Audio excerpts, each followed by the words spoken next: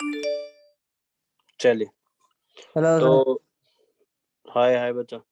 चलिए last class में बेटा हमने मोलस्का किया था, ठीक है ना। तो मोलस्कन्स के अंदर बेटा हमने अलग अलग प्रकार के फीचर्स देखे थे, जिसमें आपने देखा था कि बॉडी सॉफ्ट होती है, बॉडी के 3 डिविजन्स होते हैं। बॉडी के 3 डिवीजन में बेटा एक डिवीजन के अंदर सारे ऑर्गन्स पाए जाते हैं, जिस जगह को हम फिर बाद में शेल से कवर करते हैं। बॉडी के शेल में एंड विसरल मास के बीच में मेंटल पाया जाता है। मेंटल के अंदर शेल ग्लैंड्स होती है, और शेल ग्लैंड का काम क्या होता है बेटा, वो कैलकेरियस स्पाइक्यूल्स रिलीज करती है, जिसकी वजह से किसको बनाया जाता है, जिसकी वजह से शेल को बनाया जाता है। बॉडी के 3 पार्ट्स थे, interior head, dorsal visceral mass and ventral foot. और बॉडी अनसेगमेंटेड होती थी, और अनसेगमेंटेड में बेटा हमने एक एग्जांपल देखा था नियोप्लीना का, जो न्यूक्लिना सर। एक वेरी गुड, जो एक सेगमेंटेड मोलस्क होता था, जो हमने लास्ट क्लास में देखा था। बॉडी के अंदर बेटा इसके अलावा आपने देखा था बॉडी के जो 3 पार्ट्स है, उसमें जो हेड वाला पार्ट है, हेड वाले पार्ट के अंदर बेटा एक इंपॉर्टेंट रेस्पिंग ऑर्गन या स्क्रैपिंग ऑर्गन पाया जाता है, सर। जिसको हम रेड्यूला बोलते हैं बेटा। वेरी गुड, जिसको हमने रेड्यूला का नाम दिया था, ठीक है ना। बॉडी में फुट जो था, गैस्ट्रोपोडा की बात करेंगे तो फुट चलने में मदद करता है। म्यूजल की बात करेंगे तो डिगिंग में मदद करता है। स्क्विड्स की बात करेंगे या सेफेलोपोडा की बात करेंगे, उनके अंदर वो मॉडिफाई होता है टेंटिकल्स में, जो प्रे को पकड़ने में क्या करता किया जाता है बेटा, यूज किया जाता है। हमने मेंटल को पैलियम का भी नाम दिया था, और मेंटल में हमने देखा था बेटा कि मेंटल मेंटल कैविटी का फॉर्मेशन करता है। और मेंटल कैविटी के अंदर 4 इंपॉर्टेंट चीजें थी बेटा। पहला ओपनिंग ऑफ नेफ्रिडिया था, सेकंड ओपनिंग ऑफ एनस था, थर्ड फेदर लाइक गिल्स थी, जिनको हम टाइनिडिया बोलते हैं बेटा, एंड फोर्थ ऑस फेरिडिया पाया जाता था, जो इंपॉर्टेंट है, जो आप याद रखेंगे। फिर हमने सीलोम के बारे में बात करी थी मोलस्का के अंदर। तो मैंने आपको बताया था कि मोलस्का का जो सीलोम होता है बेटा, वो रिड्यूस्ड होता है, because major part of body is covered by the visceral mass. तो बिकॉज मैक्सिमम पार्ट बॉडी का विसरल मास से कवर्ड है, तो इस वजह से सीलोम का हमने थोड़ा सा शॉर्ट कर दिया, थोड़ा सा रिड्यूस कर दिया। और इस सीलोम की बेटा 3 कैविटीज हमने देखी थी। एक कैविटी हार्ट के लिए थी, जिसको हम पेरिकार्डियल कैविटी बोलते हैं, दूसरी किडनी के लिए थी, एंड तीसरी गोनेड्स के लिए थी। और ये जो छोटा सा सीलोम है बेटा, ये सीलोम फिल्ड रहता है ब्लड से, तो इस वजह से बेटा ऐसे सीलोम को हम क्या बोलते हैं, इसको हम हीमोसील बोलते हैं। डाइजेस्टिव सिस्टम की बात करी थी, तो कंप्लीट डाइजेस्टिव ट्रैक्ट था, बिकॉज माउथ भी पाया जाता था और एनस भी पाया जाता था। माउथ के अंदर रेड्यूला था, जो टंग के समान स्ट्रक्चर होता है, जिसके ऊपर काइटिन के टीथ्स बने रहते हैं बेटा, जो एक रेस्पिंग और स्क्रैपिंग ऑर्गन होता है। और एनएस खुलता है कहाँ पे, मेंटल कैविटी के अंदर। और डाइजेशन को सपोर्ट करने के लिए हमारे पास यहाँ पे डाइजेस्टिव ग्लैंड्स भी पाए जाते हैं। और मैंने एक डाइजेस्टिव ग्लैंड का नाम भी बताया था आपको, और उसका नाम था, शाबाश, बेटा पेनक्रियास। हेपेटो पेनक्रियास बेटा। वेरी गुड बच्चा। फिर हमने रेस्पिरेटरी सिस्टम की बात करी थी, तो वो ऑलरेडी आपको पता है, रेस्पिरेटरी सिस्टम मेंटल कैविटी में होता है, in the form of feather like structure होता है, जिसको हम टाइनिडिया बोलते हैं।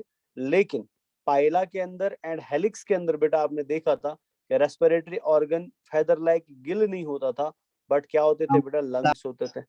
सर्कुलेटरी सिस्टम में हमने सबसे इंपॉर्टेंट चीज देखी थी, वो ये था that the heart of mollusk, although circulatory system open type है in case of mollusca, but हमने एक important observation यहाँ पे किया था, वो ये था बच्चा, that heart although is part of open circulatory system, but heart के अंदर हमने 2 मेजर डिविजन्स देखे थे बेटा। ऊपर के साइड में थी वेंट्रिकल, नीचे के साइड में थी एट्रिया। वेंट्रिकल ब्लड को बॉडी में भेजने का काम करती है, एंड एट्रिया बेटा ब्लड को बॉडी से कलेक्ट करने का काम करती है। तो कलेक्टिंग पार्ट एट्रिया होता है, एंड डिस्ट्रीब्यूटिंग पार्ट बेटा वेंट्रिकल होता है। और वेंट्रिकल से जो ब्लड निकलता है वो एरोटा में जाता है। आगे वाली बॉडी के लिए एंटीरियर एरोटा है, पीछे वाली बॉडी के लिए पोस्टीरियर एरोटा है, और ब्लड फिर कहाँ जाता है, साइनसेस में जाता है। लेकिन यहाँ पे आपने एक इंपॉर्टेंट पॉइंट याद रखा था, जो एग्जाम के लिए जरूरी है, दैट इज कि ऑल्दो मोलस्का के अंदर ओपन टाइप सर्कुलेटरी सिस्टम है, बट एक क्लास मोलस्का का ऐसा भी है जिनमें क्लोज टाइप सर्कुलेटरी सिस्टम होता है, और वो कौन सा था, वेरी गुड बेटा, वो सेफेलोपोडा था। और ब्लड मोलस्का का ब्लू कलर का होता है, और इसके पीछे रीजन क्या है, हीमोसाइनिन। वेरी गुड बेटा, रेस्पिरेटरी पिगमेंट हीमोसाइनिन पाया जाता है। चलिए, फिर हमने एक्सक्रीटरी सिस्टम की बात करी थी। तो एक्सक्रीटरी सिस्टम में आपने देखा था किडनी या तो एक पेयर होगा, एक पेयर का मतलब 2 किडनीज, जिनको हम मेटानेफ्रिडिया भी बोलते हैं, या जिसका और एक नाम क्या है? ऑर्गेन ऑफ भोजन। वेरी गुड बेटा, ऑर्गन ऑफ भोजनस है। वेरी वेरी गुड बेटा, ऑर्गन ऑफ भोजनस है। या तो वो 2 होंगी या तो वो 4 होंगी बेटा। खुलती कहाँ पे? वो मेंटल कैविटी में खुलती है। एक्वेटिक मोलस्का होगा तो अमोनिया निकालेगा, एंड टेरेस्ट्रियल मोलस्का होगा तो यूरिक एसिड का एक्सक्रीशन करता है बेटा, ये भी याद रखना है। नर्वस सिस्टम सबसे इंपॉर्टेंट था, हमने देखा था नर्वस सिस्टम के अंदर 3 छोटे छोटे से ब्रेन लाइक पियर्ड गैंग्लियास पाए जाते हैं। तो हमने देखा था एक पेयर पाया जाता था सेरेब्रल एरिया में या हेड एरिया में, उसको हम सेरेब्रल गैंग्लिया बोलते हैं। दूसरा पाया जाता फुट वाली एरिया में या पेडल वाली एरिया में, जिसको हम पेडल गैंग्लिया बोलते हैं। एंड तीसरा पाया जाता था विस्ट्रल मास में, जिसको हम विस्ट्रल गैंग्लिया बोलते हैं। तो टोटल 6 गैंग्लियाज होते थे। तो अगर 2 सिमिलर गैंग्लिया को आपस में जोड़ना है तो कॉम्बिश्योर को यूज कर रहे थे हम, और अगर 2 डिसिमिलर गैंग्लियाज को आपस में जोड़ना है तो कनेक्टिव को हम यूज कर रहे थे बेटा, ये भी आपने याद रखा था। सेंस ऑर्गन मेरे को बताने की जरूरत नहीं है सब, बस एक इंपॉर्टेंट सेंस ऑर्गन याद रखना है, वो था ऑस्फेरिडिया, जिसको हम किसके लिए यूज करते थे बेटा? For testing the Physical and chemical nature of water. For testing the physical and chemical nature of water बेटा। वेरी गुड, तो ये भी हमने लास्ट क्लास में देखा था। बिसाइड्स दिस बेटा, हमने रिप्रोडक्शन की बात करी थी, तो मैंने आपको बोला था मोलस्का का रिप्रोडक्शन जो होता है बेटा, वो जनरली डायोशियस होते हैं, गोनेड्स होते हैं, मतलब टेस्टिस होंगी एंड ओवरीज होंगी, और गोनेड्स में डक्ट्स पाए जाते थे। तो हमने देखा था वाज डिफरेंस डक्ट था, ओविडक्ट था, डैश एंड डैश, ठीक है। हमने डेवलपमेंट की बात करी थी, तो इनडायरेक्ट डेवलपमेंट देखने को मिलता था, और फर्टिलाइजेशन एक्सटर्नल या इंटरनल था। और इनडायरेक्ट डेवलपमेंट में आपने 3 इंपॉर्टेंट लार्वा याद रखे थे।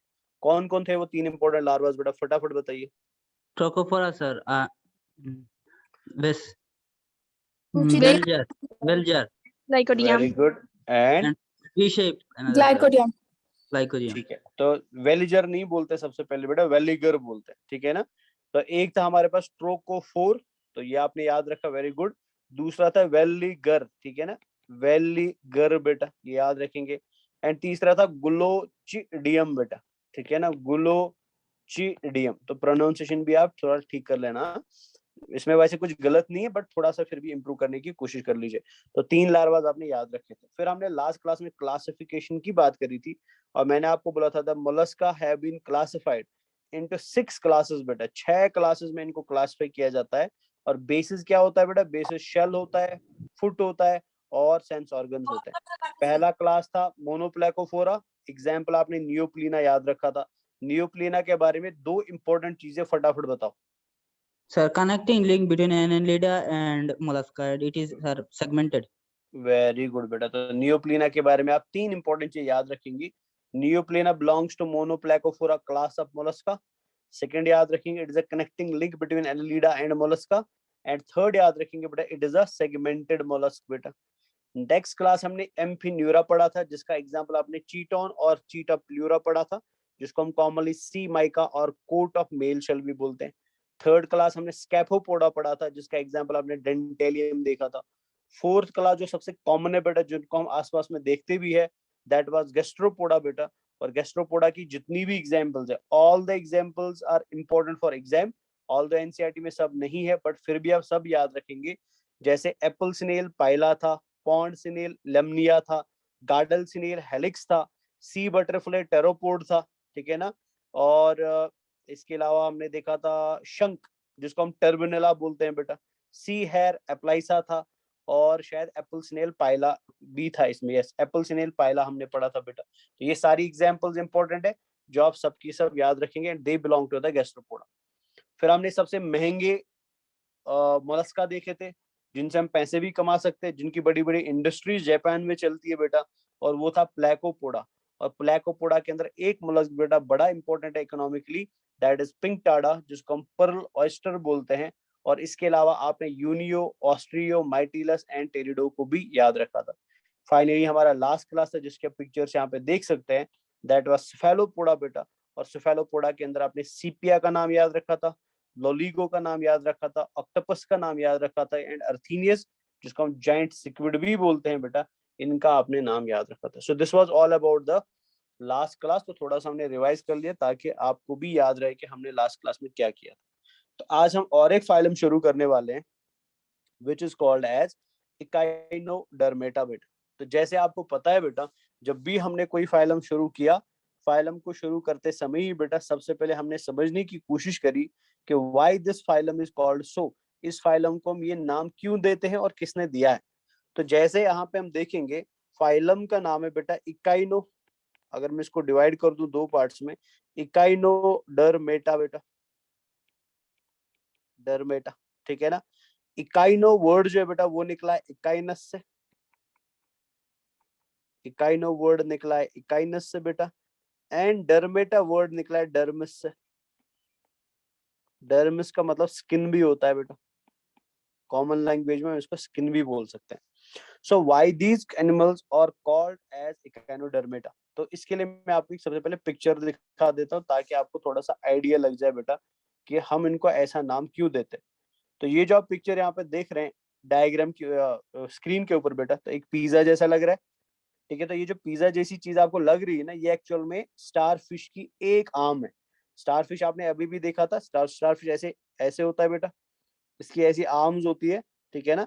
तो हमने यहाँ पे एक आर्म को काट के बेटा यहाँ पे आपको दिखाने की कोशिश कर रहे हैं। तो this is the arm of star fish, और शॉर्ट में आर्म ऑफ इकाइनोडर्मेटा बेटा।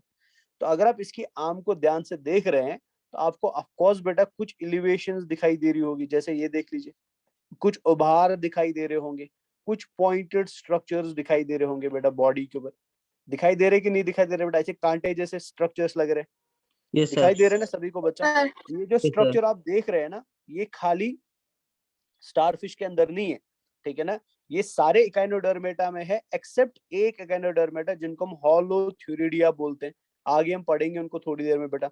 होलोथ्यूरिडिया को हम कॉमनली सी ककम्बर भी बोलते हैं, ठीक है, सी ककम्बर भी बोलते हैं इनको बेटा। क्यों सी ककम्बर बोलते हैं आगे आपको पिक्चर में पता चल जाएगा।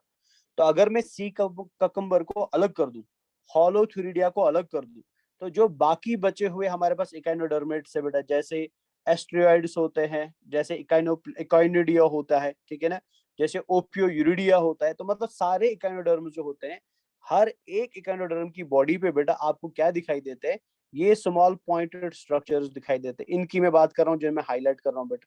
सो दीज पॉइंटेड स्ट्रक्चर्स, और ये पॉइंटेड स्ट्रक्चर्स एक्चुअल में क्या है इमेजिन कर लीजिए कि आपकी हाथ की जो बून है या आपकी आर्म की जो बून है बेटा, तो हमारी आर्म की बून कैसी होती है, एकदम प्लेन होती है, एकदम स्ट्रेट बून होती है बेटा। मान लीजिए ये आपकी बून है, ऐसे आर्म की बून है, ठीक है ना।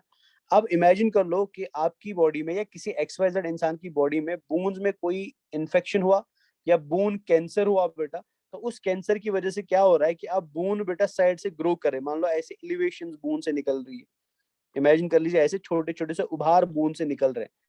तो मेरे को बताओ बेटा, अगर किसी पर्सन की बॉडी की आम वाली बून में कैंसर हो जाए और कैंसर की वजह से बेटा उस बून में थोड़ी थोड़ी एलिवेशंस बनने लगे, थोड़े थोड़े उभार बनने लगे, क्या ये उभार उस पर्सन की स्किन पे दिखाई देंगे कि नहीं दिखाई देंगे? दिखाई देंगे। ऑफ कोर्स देंगे। दिखाई देंगे, ठीक है, बिकॉज हमारी बॉडी का स्ट्रक्चर वैसा ही होता है जैसे हमारे बोन्स का स्ट्रक्चर है बेटा। अगर आपकी उंगलियां बेटा अभी ऐसे 5 उंगलियां दिखाई दे रही है आपको, ये क्यों दिखाई दे रही है? बिकॉज आपकी बॉडी के अंदर बेटा इन उंगलियों को बनाने के लिए सेट ऑफ बोन्स लगा है, जिन बोन्स की वजह से बेटा फिर बाद में शेप आपको ऐसे बाहर से दिखाई दे रहा है।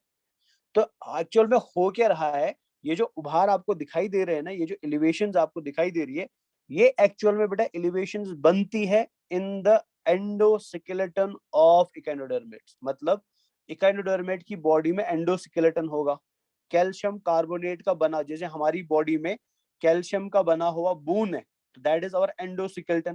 बिकॉज बॉडी के अंदर बेटा ये स्ट्रक्चर पाया जाता है, बॉडी के अंदर ये स्केलेटन पाया जाता है, इसलिए इसको एंडो बोलते हैं। एंडो का मतलब जो बॉडी के अंदर स्केलेटन। अगर आपको याद हो आर्थ्रोपोडा के अंदर बेटा हमने एक्सोस्केलेटन देखा था, बिकॉज स्केलेटन बॉडी के बाहर होता था, लेकिन यहाँ पे हम एंडो बोल रहे हैं बिकॉज स्केलेटन बॉडी के अंदर है। तो इकाइनोडर्मेट्स की बॉडी में भी स्केलेटन बॉडी के अंदर होता है, लेकिन वो स्केलेटन प्लेन नहीं होता है बेटा, वो सॉफ्ट स्केलेटन नहीं होता है। उस स्केलेटन के ऊपर बेटा ऑलरेडी क्या होती है, ये एलिवेशन प्रेजेंट होती है, ये स्पाइन लाइक स्ट्रक्चर्स, ये कांटे के समान स्ट्रक्चर्स प्रेजेंट होते हैं।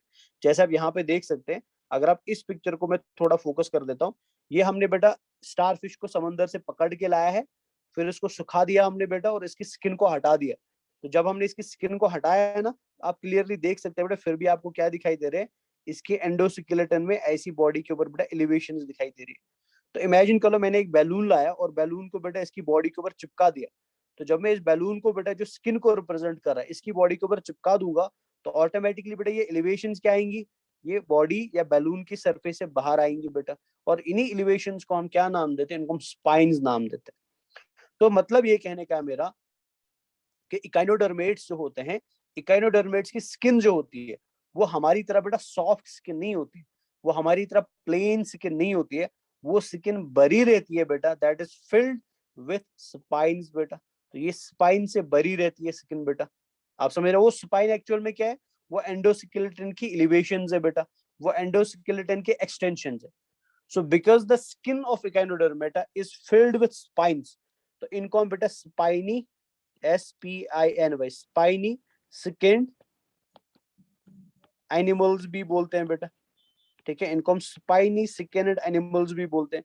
क्यों ऐसा बोलते हैं, बिकॉज इनकी बॉडी की जो स्किन होती है वो बरी रहती है बेटा, वो फिल्ड रहती है किन से, इन स्पाइन लाइक स्ट्रक्चर से। अब मैं वापस आता हूँ पीछे, जो हम लिख रहे थे थोड़ी देर पहले। तो मैंने लिखा था यहाँ पे दो वर्ड्स लिखे थे, इकाइनस लिखा था एंड डर्मेटा लिखा था। इकाइनस वर्ड जो है बेटा, इकाइनस का मतलब होता है spiny, echinus word mean spiny बेटा। एंड डर्मेटा या डर्मिस का मतलब क्या होता है, स्किन होता है।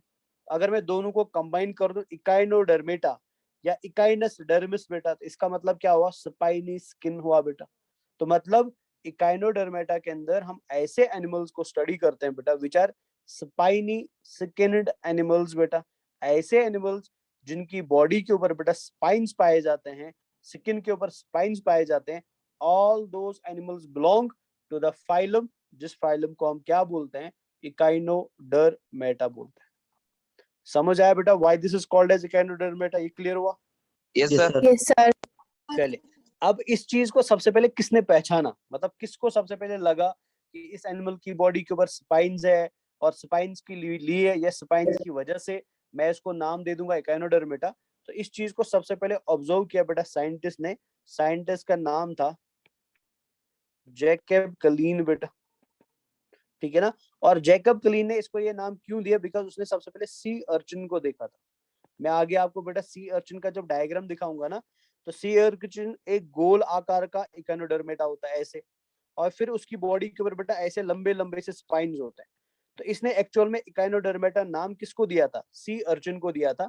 लेकिन बाद में हमने ऑब्जर्व किया बेटा सारे इकाइनोडर्मेटा में स्पाइन्स होते हैं, इसलिए बाद में हमने सी अर्चिन को हटा के बेटा ये नाम किसको दे दिया, पूरे फाइलम को दे दिया।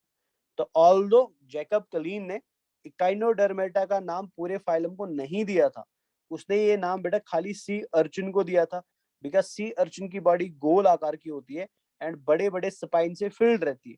बट बिकॉज हमने बेटा बाद में स्पाइन सारे मेंबर्स के अंदर देखे, सारे इकाइनोडर्म्स के अंदर देखे, इसलिए बाद में हमने सी अर्चिन से ये नाम लेके या इस नाम को हटा के बेटा हमने ये नाम फाइनली किसको दे दिया, हमने बाद में ये नाम बेटा ये नाम किसको दे दिया, हमने ये पूरे फाइलम को ये नाम दे दिया। तो ये आप प्लीज याद रखेंगे बच्चा। सेकंड चीज, इकाइनोडर्मेटा को एज फाइलम किसने एक्सेप्ट किया या एज फाइलम किसने एस्टेब्लिश किया बेटा, तो याद रखेंगे दो साइंटिस्ट थे जिन्होंने इसको एज फाइलम एस्टेब्लिश किया। एक का नाम था फ्रे एंड दूसरे का नाम था बेटा ल्यूकार्ट, LEUKART। तो फ्रे एंड ल्यूकार्ट बेटा दो साइंटिस्ट थे who established this phylum for the first time। अच्छा, और एक चीज याद रखिए बेटा, बहुत सारे बच्चे मेरे को मैसेज कर रहे हैं सर हमको नोट्स दे दीजिए। देखो मैं आपको, आपके पास बहुत टाइम रहता है बेटा, ऐसा नहीं कि आपके पास टाइम नहीं है, you have a lot of time, you have plenty of time. तो अगर आप सच में सीरियस बच्चे हैं ना, पढ़ने वाले बच्चे हैं, तो आपको ऑलरेडी पता है मैंने जितने भी क्लासेस ली है हर क्लास के बाद मैंने PPT को ग्रुप के अंदर फॉरवर्ड कर दिया है। तो अब आपकी रिस्पॉन्सिबिलिटी बेटा, आप क्या करेंगे जब आपको PPT मिलता है ना, PPT को सामने रख के बेटा अपने हाथ से नोट्स लिखिए। बिकॉज मैं आपको नोट्स हैंड रिटन दे दूं, उससे बेटर है कि आप खुद अपने हाथ से नोट्स लिखेंगे, बिकॉज अपने हाथ से लिखी हुई चीज जल्दी याद हो जाती है बेटा, बेटर तरीके से याद हो जाती है देन अगर आप किसी और के हाथ से लिखे हुए चीज को पढ़ते हैं। तो प्लीज अगर आपसे हो सकता है तो आप प्लीज अपने नोट्स खुद बना दीजिए, बिकॉज जब मैं ऑफलाइन ज्वाइन करूंगा मैं हर एक की कॉपी चेक करूंगा बेटा, हर एक बच्चा जो मेरे से जूलॉजी की क्लास ले रहा है, तो मैं हर एक की कॉपी चेक करूंगा एक एक करके। तो प्लीज अपनी कॉपीज बना के रखिए, ठीक है ना। तो मेरे से नोट्स का, बिकॉज मैं आपको ऑलरेडी नोट्स दे ही रहा हूँ, इससे ज्यादा मैं क्या नोट्स दे सकता हूँ बेटा, फोटोग्राफ भी लगा हुआ है सब कुछ, इससे ज्यादा मैं क्या प्रोवाइड कर सकता हूँ आपको। तो प्लीज जो आपको वो बोल रहे हैं ना कॉपी पे लिखे हुए नोट्स, हैंड रिटन नोट्स बेटा, ऑल्दो मेरे पास है बट मैं नहीं दूंगा। रीजन क्या है बेटा, बिकॉज आपको अगर सब कुछ रेडीमेड ही मिलेगा तो फिर आप काम कब करेंगे, फिर आप मेहनत कब करेंगे। तो ये टाइम मेहनत करने का है। तो जितने भी अभी तक आपको पीपीटीज मिले, सारे पीपीटीज आपके पास ऑलरेडी है, नहीं है तो बेटा ग्रुप में ऑलरेडी वो प्रोवाइडेड किए गए हैं। अगर किसी को अभी तक पुरानी पीपीटीज नहीं मिली है, तो आज हम ये फाइल हम खत्म करेंगे तो मैं आपको एक साथ पूरा पीपीटी फॉरवर्ड कर दूंगा स्टार्ट से लेकर एंड तक। बट आप इसको अपने हाथ से लिखना शुरू कर दीजिए, बिकॉज कॉपीज मैं जोलॉजी की अलग से चेक करूंगा बच्चा। तो चलिए अभी मैं आगे बढ़ता हूँ। तो ये हमने याद रख लिया बेटा। तो हमने याद रखा जैकब क्लीन ने क्या किया, फ्रे एंड ल्यूकार्ट ने क्या किया, और इनको हम इकाइनोडर्मेटा क्यों बोलते हैं। तो ये तो हमारा चीज क्लियर हो गया। अब इकाइनोडर्मेटा में बेटा प्रॉब्लम क्या है, ऑल्दो इकाइनोडर्मेटा में लगभग लगभग 20 to 21,000 स्पीशीज पाई जाती थी, ऐसे समझ लीजिए बेटा, ठीक है ना। इकाइनोडर्मेट्स की बेटा सबसे पहले 20 to 21,000 स्पीशीज पाई जाती थी समंदर के अंदर।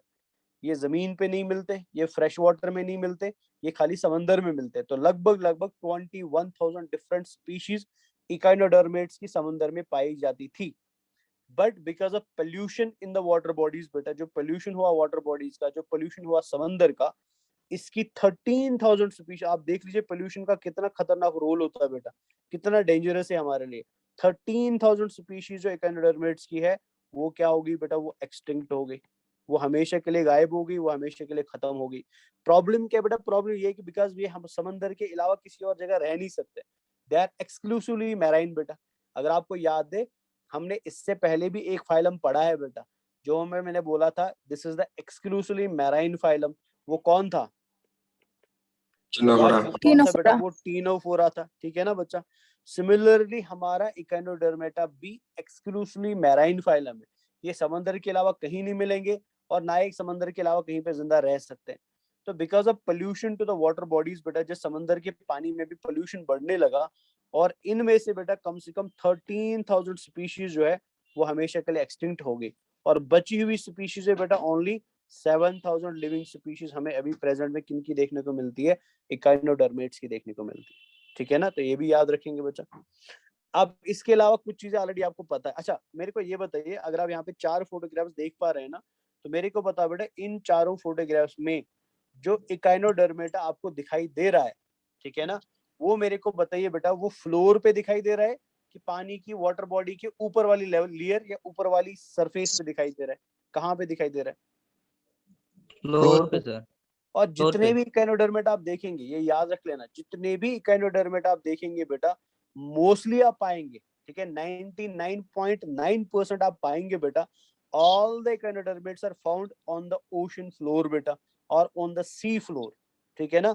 और क्यों होता है ऐसा, बिकॉज ये नेचर में कैसे होते हैं बेटा, ये बेंथोस होते हैं। तो बेंथोस का मतलब हुआ वो एनिमल्स बेटा जो कहाँ पे पाए जाते हैं, जो ओशन फ्लोर्स पे पाए जाते हैं या सी फ्लोर्स पे पाए जाते हैं, ये वहां पे रहते हैं। तो मोस्टली ये बेंथोस होते हैं, याद रखिए। अच्छा मेरे को बताइए, ब्लास्टोपोर सभी को पता है ना, ब्लास्टोपोर हमने कहाँ पढ़ा था, पता है बेटा, हमने ऐसे कुछ स्ट्रक्चर बनाया था, फिर एक पोर राष्ट्रपुर बनाया था गेस्ट्रूला का बेटा, फिर मैंने बोला था गेस्ट्रूला के स्पोर को हम क्या बोलते हैं, याद है ना, yes Yes, sir, sir. Blast. और फिर मैंने बोला था अगर ब्लास्टोपोर एनएस बन जाए, यस या सर। अगर ब्लास्टोपोर माउथ बन जाए बेटा, इसके बेसिस पे एनिमल के 2 टाइप्स होते थे। तो सर फटाफट प्रोटोस्टोम बता एंड बेटा, ड्यूटेरोस्टोम सर, प्रोटोस्टोम अगर एंड माउथ ड्यूटेरोस्टोम। बन जाए तो क्या बोलते थे, प्रोटोस्टोम सर, प्रोटोस्टोम, और अगर एनएस बनता था तो क्या बोलते थे, deuterostome sir, deuterostome. Deuterostome. Deuterostome. तो बताओ हम क्या है, हम प्रोटोस्टोम है कि ड्यूटेरोस्टोम है। Protostome sir. नहीं Storm, sir. बेटा, हम Deuterius. ड्यूटेरोस्टोम्स है, कॉर्डेट्स ड्यूटेरोस्टोम्स होते हैं बेटा, याद रखेंगे, ठीक है ना। अब याद रखना है कि इनवर्टिब्रेट्स के अंदर, इनवर्टिब्रेट्स मतलब नॉन कॉर्डेट्स में, although all chordates are deuterostomes बेटा, ये आपको याद रखना है। फिश ड्यूटेरोस्टोम है, बर्ड ड्यूटेरोस्टोम है, एम्फीबिया ड्यूटेरोस्टोम है, रेप्टाइल ड्यूटेरोस्टोम है, मैमल ड्यूटेरोस्टोम है, ये आप याद रखेंगे। लेकिन इनवर्टिब्रेट्स की अगर बात करें जो हम अभी पढ़ रहे हैं बेटा, इनवर्टिब्रेट्स में हमें एक फाइलम ऐसा मिलता है which is similar to that of chordates बेटा on the basis of blastopore transition बेटा। मतलब ये एक ऐसा फाइलम है जिसका एक कैरेक्टर कॉर्डेट्स के जैसा है, ऑल्दो ये कैरेक्टर खाली कॉर्डेट्स में देखने को मिलता है, बट नॉन कॉर्डेट्स के अंदर या इनवर्टिब्रेट्स के अंदर बेटा एक फाइलम हमें ऐसा देखने को मिलेगा जिसका एक कैरेक्टर वर्टिब्रेट के जैसा होता है या एक कैरेक्टर कॉर्डेट के जैसा होता है। और वो क्या है बेटा? वो है कि ये ड्यूटेरियोस्टोम्स होते हैं बेटा, ये ड्यूटेरियोस्टोम्स होते हैं। इंपॉर्टेंट है, एग्जाम के लिए याद रखना। तो याद रखना इकाइनोडर्मेट्स में जो एनएस का फॉर्मेशन होगा वो सबसे पहले होगा बेटा किससे? ब्लास्टोपोर से। That is why all the echinoderms are deuterostomes, जो किसके जैसा कैरेक्टर है बेटा? कॉर्डेट्स के जैसा कैरेक्टर है। समझ आया ना? क्लियर हो गया? नेक्स्ट इंपॉर्टेंट चीज याद रखनी है जो मैंने अभी अभी आपको बोला। बताओ मैराइन है कि फ्रेश वाटर है? मेराइन है सर। पूरा मेराइन सर, पूरा मेराइन। Very good. डिप्लोब्लास्टिक है कि ट्रिप्लोब्लास्टिक है? ट्रिप्लोब्लास्टिक।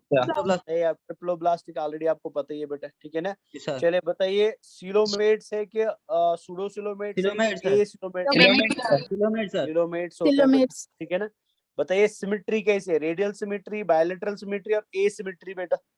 सर अब यहाँ पे इम्पोर्टेंट रेडियल सिमेट्री है। अब यहाँ पे इम्पोर्टेंट पॉइंट याद रखना। लार्वा पे बायलैटरल सिमेट्री है सर। वेरी गुड बेटा, वेरी गुड। अब यहाँ पे इम्पोर्टेंट पॉइंट याद रखना। अगर आपको याद है जब हमने बेसिस ऑफ क्लासिफिकेशन खत्म किया था ना, फिर हमने लास्ट में टेबल देखा था, याद है ना? एक टेबल पढ़ा था जो एनसीईआरटी वाला टेबल था। फिर मैंने वहां पे लिखा था बेटा इकाइनोडर्मेटा ऐसे लिखा था, सिमेट्री के टाइम पे इकाइनोडर्मेटा में बेटा ऐसे बायलैटरल सिमेट्री लिखा था, ठीक है, एंड रेडियल सिमेट्री। फिर मैंने बोला था ये अभी मैं एक्सप्लेन नहीं करूंगा, जब इकाइनोडर्मेटा पढ़ाऊंगा वहां पे एक्सप्लेन करूंगा। और ये एग्जाम का बहुत बहुत इंपॉर्टेंट क्वेश्चन है जो आपको याद रखना है। याद रखना है बेटा, आगे थोड़ी देर में हम पढ़ेंगे कि इकाइनोडर्मेट्स के कुछ इंपॉर्टेंट लार्वाज होते हैं। जैसे मैं कुछ लार्वा का यहाँ पे नाम लिख देता हूँ। फॉर एग्जांपल स्टारफिश का अगर मैं लार्वा लिखूं बेटा, उसको हम बाइपिनेरिया बोलते हैं। Yes sir. बाइपिनेरिया लार्वा बोलते हैं। मैं अलग से पढ़ाऊंगा बाद में, बट अभी इन जनरल बता रहा हूँ मैं बेटा। तो इसको हम बाइपिनेरिया लार्वा बोलते हैं। ये जो नीचे आपको दिखाई दे रहा है ये वाला डायग्राम बेटा, इसको हम ब्रिटल स्टार बोलते हैं। स्टारफिश एंड ब्रिटल स्टार में क्या डिफरेंस होता है वो भी आगे बताऊंगा। तो ब्रिटल स्टार का जो लार्वा होता है बेटा उसको हम ओफियोप्लूटस बोलते हैं। एग्जाम के इंपॉर्टेंट क्वेश्चन है बेटा। तो ये ओफियोप्लूटस लार्वा ऑफ ब्रिटल स्टार होता है बेटा। ये जो आपको यहाँ पे बेटा खीरा जैसा दिखाई दे रहा है, ककम्बर जैसा दिखाई दे रहा है बेटा, this is called as sea cucumber बेटा। इसको हम सी ककम्बर बोलते हैं या होलोथ्यूरिडिया भी बोलते हैं। आगे पढ़ेंगे थोड़ी देर में इसको बेटा, ठीक है ना? इसके लार्वा को हम ऑरिक्यूलेरिया बोलते हैं बेटा। इसके लार्वा को हम ऑरिक्यूलेरिया बोलते हैं, ठीक है ना? इसके अलावा हम आगे पढ़ेंगे सी अर्चिन को भी, तो वो हम बाद में देखते हैं। तो यहाँ पे आप क्लियरली देख सकते हैं बच्चा, ये लार्वा हो गया, ये लार्वा हो गया और ये लार्वा हो गया। और जब ये लार्वा मेटामॉर्फोसिस करेगा तो ये ऐसा अडल्ट बनेगा। जब ये लार्वा मेटामॉर्फोसिस करेगा तो ये ऐसा अडल्ट बनेगा। और जब ये लार्वा मेटामॉर्फोसिस करेगा तो ये ऐसा अडल्ट बनेगा। तो अगर आपको सिमेट्री पे क्वेश्चन पूछा जाता है इकाइनोडर्मेटा से, तो आपके दिमाग में दो चीजें क्लियर होनी चाहिए। पहला कि क्वेश्चन बेटा हमको सिमेट्री ऑफ अडल्ट पूछ रहा है कि सिमेट्री ऑफ लार्वा पूछ रहा है, बिकॉज दोनों में डिफरेंस है बेटा। अगर आपसे बेटा क्वेश्चनर या एग्जामिनर सिमेट्री ऑफ अडल्ट पूछ रहा है, इसका सिमेट्री पूछ रहा है, इसका पूछ रहा है, इसका पूछ रहा है या इसका पूछ रहा है, ठीक है ना? तो आप याद रखेंगे इकाइनोडर्मेट्स के जो अडल्ट्स होते हैं बेटा, the adults of echinoderms are radially symmetrical बेटा। इनमें रेडियल सिमेट्री देखने को मिलती है, रेडियल सिमेट्री देखने को मिलती है। एंड मोर प्रॉपर्ली बेटा आप याद रखिए पेंटामेरस रेडियल सिमेट्री देखने को मिलती है। पेंटामेरस रेडियल सिमेट्री देखने को मिलती है बेटा, रेडियल सिमेट्री देखने को मिलती है। ये आप अडल्ट के लिए याद। पेंटामेरस क्यों? बिकॉज इनकी आर्म्स बेटा लगभग 5 होती है या मल्टीपल ऑफ 5 होती है बेटा, तो इसलिए पेंटामेरस बोलते हैं। पेंटामेरस मतलब 5 बेटा। तो अडल्ट्स की सिमेट्री कैसी है एक बार रिपीट कर लेते हैं। Symmetry of adults is pentamerous radial और एटलीस्ट रेडियल याद रख लेना बेटा, एटलीस्ट रेडियल याद रख लेना। लेकिन अगर एग्जामिनर आपको क्वेश्चन में सिमेट्री ऑफ लार्वा पूछ रहा है बेटा, या इनमें से किसी भी लार्वा का सिमेट्री पूछ रहा है, तो आप याद रखेंगे जो लार्वाज होते हैं बेटा दे आर बाइलैटरली सिमेट्रिकल बेटा। तो मतलब हो क्या रहा है, हो ये रहा है बच्चा कि डेवलपमेंट फिर इनडायरेक्ट होगी बेटा। इनडायरेक्ट में पहले लार्वा बनेगा और लार्वा से फिर अडल्ट बनेगा। तो लार्वा से अडल्ट बनने की जो चेंज होती है, मतलब जब ये लार्वा ऐसे अडल्ट में चेंज होगा बेटा, this change is called as, शाबाश, इसको हम क्या बोलते हैं? मेटामॉर्फोसिस। मेटामॉर्फोसिस बोलते हैं बेटा। तो मतलब मेटामॉर्फोसिस ऑफ इकाइनोडर्मेटा में क्या हो रहा है, एक बायलेटरली सिमेट्रिकल लार्वा एक रेडियली अडल्ट में चेंज हो रहा है, एक रेडियली सिमेट्रिकल अडल्ट में चेंज हो रहा है बेटा। समझ आया ना बच्चा? Yes sir. क्लियर हो गया? चलो, तो ये आपने और एक इंपॉर्टेंट पॉइंट याद रखा। अब आगे बढ़ते हैं। नेक्स्ट चीज, अच्छा मेरे को बताइए, जो आपको 4 डायग्राम यहाँ पे दिखाई दे रहे हैं, चारों के चारों इकाइनोडर्मेट्स है, तो मेरे को बता क्या चारों में से कहीं पे भी आपको हेड दिखाई दे रहा है? नहीं सर। तो मींस बेटा they are Not amphibious, sir. Headless animals बेटा। हेडलेस का मतलब क्या हुआ? ये Amphibious. नॉन सिफेलाइज्ड एनिमल्स है बेटा। ठीक है, they Yes. Are non cephalized animals. तो बताओ, जो एनिमल नॉन सिफेलाइज्ड होता है उसमें नर्वस सिस्टम या सेंस ऑर्गन्स एक जगह पे एक्युमुलेट होते हैं कि फैले रहते हैं बॉडी में? फैले रहते हैं सर। फैले रहते हैं बॉडी में बेटा। तो ये भी याद रहे, आगे नर्वस सिस्टम पढ़ाऊंगा तो वहां पे हम लिखेंगे बेटा nervous system Echinodermata is diffuse और डिसेंट्रलाइज्ड बेटा। तो डिफ्यूज और डिसेंट्रलाइज्ड का मतलब हुआ कि nervous system and sense organs एक जगह पे इकट्ठे नहीं होंगे, वो पूरी बॉडी में फैले रहेंगे बेटा। तो ये भी याद रखेंगे, इंपॉर्टेंट है। अब याद रखना इसके बाद कि स्केलेटन जो इकाइनोडर्मेट्स का होता है, बताओ बेटा स्केलेटन एक्सोस्केलेटन होता है कि एंडोस्केलेटन होता है? Endoskeleton. And skeleton is made up of calcium carbonate बेटा। और Carbonate. यहाँ पे हम इससे पहले हम लिखते थे, इससे पहले हम लिखते थे कैलकेरियस स्पाइक्यूल्स, ठीक है ना? बट यहाँ पे हम आज स्पाइक्यूल नहीं लिखेंगे, यहाँ पे हम लिखेंगे बेटा कैलकेरियस ऑसिकल्स। कैलकेरियस ऑस, बिकॉज यहाँ पे कैल्शियम कार्बोनेट के प्लेट्स बनते हैं बेटा, ना कि स्पाइक्यूल्स बनते हैं। ये भी याद रख लेना। जो मैंने आपको अभी स्केलेटन की कुछ पिक्चर्स दिखाई थी, वहां पे आपने बेटा सीधे देखा था प्लेट इधर एक था, प्लेट इधर एक था, प्लेट इधर एक था, इधर। तो प्लेट्स को हम क्या बोलते हैं? इनको हम ऑसिकल्स बोलते हैं। ये भी याद रखेंगे। बॉडी के अलग अलग शेप आपको दिखाई दे रहे हैं, जैसे स्टार शेप्ड होते हैं, जैसे ककम्बर शेप्ड होते हैं, जैसे डिस्क शेप्ड होते हैं, dash and dash and dash. And body unsegmented, जैसे अब यहाँ पे दिखाई भी दे रहा है, सेगमेंटेशन कहीं दिखाई नहीं दे रहा है, तो बॉडी अनसेगमेंटेड होती है बेटा। ठीक है ना? तो पढ़ Yes, लेते हैं एक बार। फिर मैं और एक, अच्छा पहले ये चीज, और एक चीज देख लीजिए बेटा, और एक चीज पहले देख लीजिए, फिर हम आगे बढ़ते हैं। हमारी जब आई थिंक पॉरिफेरा की क्लास चल रही थी, मेरे को क्लियरली भी याद नहीं है, शायद पॉरिफेरा का ही क्लास चल रहा था, तो किसी बच्चे ने मेरे को उस टाइम पे बेटा इन क्लास एक क्वेश्चन पूछा था, बोला था सर कैनल सिस्टम में एंड वाटर वेस्कुलर सिस्टम में क्या डिफरेंस है? मेरे को अभी Yes, भी sir. याद है, बट Yes, मैंने sir. तब बोला था बेटा बच्चा अभी मैं इसका आंसर नहीं बताऊंगा, हम इसका आंसर तभी करेंगे जब हम सबसे पहले इकाइनोडर्मेटा को पढ़ेंगे। तो आज वो टाइम आया बेटा, आज हम पढ़ेंगे what is water vascular system. और एक बार मैं आपको वाटर वेस्कुलर सिस्टम पढ़ा दूंगा, फिर आपको खुद डिफरेंस पता चलेगा कैनल सिस्टम में एंड वाटर वेस्कुलर सिस्टम में डिफरेंस क्या है। तो सबसे पहले यहाँ पे वाटर वेस्कुलर सिस्टम को समझने की कोशिश करो, what water vascular system actually is बेटा। तो वाटर वेस्कुलर सिस्टम एक्चुअल में क्या होता है? वाटर वेस्कुलर सिस्टम बेटा एक्चुअल में ग्रुप ऑफ ट्यूब्स है बेटा। समझ लेना, मेरे पॉइंट को ध्यान से सुन लेना। वाटर वेस्कुलर सिस्टम इकाइनोडर्मेट्स के अंदर पाया जाता है, सबसे पहले तो ये याद रहना चाहिए। सेकंड याद रहना चाहिए कि वाटर वेस्कुलर सिस्टम है क्या। ये एक्चुअल में बेटा ग्रुप ऑफ इंटरकनेक्टेड ट्यूब्स है, मतलब अलग अलग ट्यूब्स होंगे जो आपस में कनेक्टेड रहेंगे बेटा। तो ग्रुप ऑफ इंटरकनेक्टेड ट्यूब्स है, पाइप से बेटा, जो भी आपको अच्छा लगे, या कैनल्स है, जिनका काम क्या होता है? जिनका काम बॉडी के अंदर वाटर लाने का होता है। So means these tubes are responsible for bringing water inside the body बेटा। और फिर उस वाटर की वजह से, मतलब जो पानी अंदर आ रहा है बेटा, उसकी वजह से रेस्पिरेशन किया जाएगा, उसकी वजह से एक्सक्रीशन किया जाएगा, उसको सर्कुलेशन में यूज किया जाएगा, एज वेल एज बेटा उसको लोकोमोशन में यूज किया जाएगा। So this group of tubes और this group of canals which is used for respiration, excretion, circulation and locomotion in the echinodermates beta. So this group of interconnected tubes is called as water vascular system. तो कौन कौन सा tube है? तो ये मैं इधर पहले ड्रॉ करूंगा और आप इसको ध्यान से देख लेना, बिकॉज एनसीईआरटी में इसके बारे में कुछ भी डिटेल में नहीं दिया है, तो इसको समझने की कोशिश करना बेटा।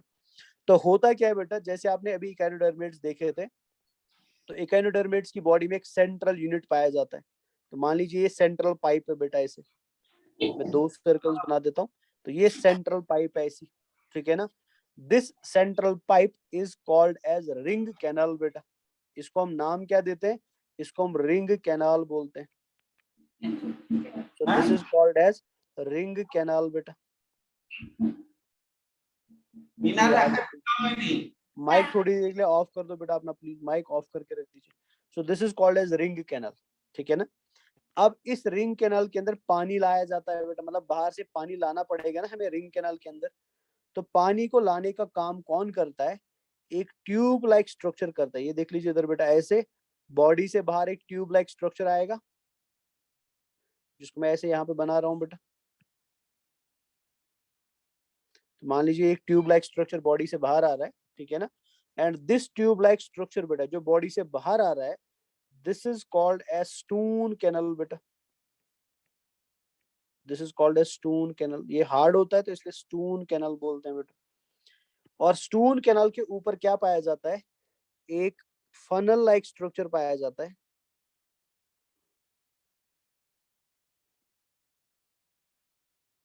ऐसे एक फनल लाइक स्ट्रक्चर पाया जाता है, और इस फनल लाइक स्ट्रक्चर में वाटर अंदर आता है बेटा। And this funnel like structure is called as madreporite बेटा। मैड्रीपोराइट बेटा। So this funnel is called as madreporite. तो मैड्रीपोराइट का काम क्या होता है, मैड्रीपोराइट का काम होता है वाटर को अंदर लाना। तो यहाँ से वाटर एंटर करेगा बेटा, तो ये एंट्री ऑफ वाटर यहाँ से हो रहा है।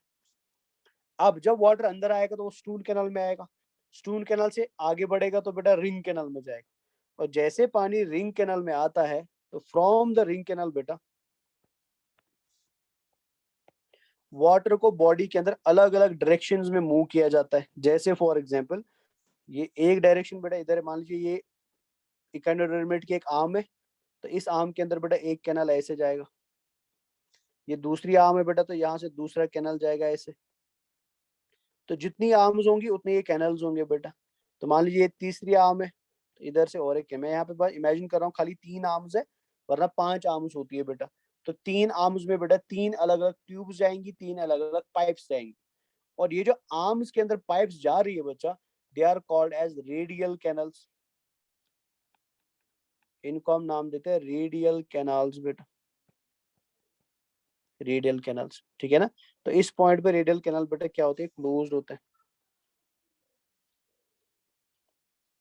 बिकॉज आर्म भी आगे बंद होती है तो रेडियल कैनल भी आगे बंद होगा।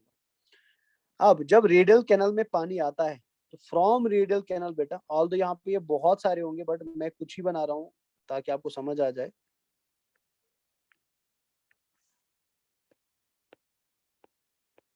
ऐसे है, तो फ्रॉम रेडियल कैनल ये पानी कहाँ जाता है, ये और एक कैनल में जाता है बेटा। इमेजिन कर लीजिए यहाँ पे और एक कैनल जा रहा है ऐसे, यहाँ से भी और एक कैनल बाहर की तरफ आ रहा है बेटा।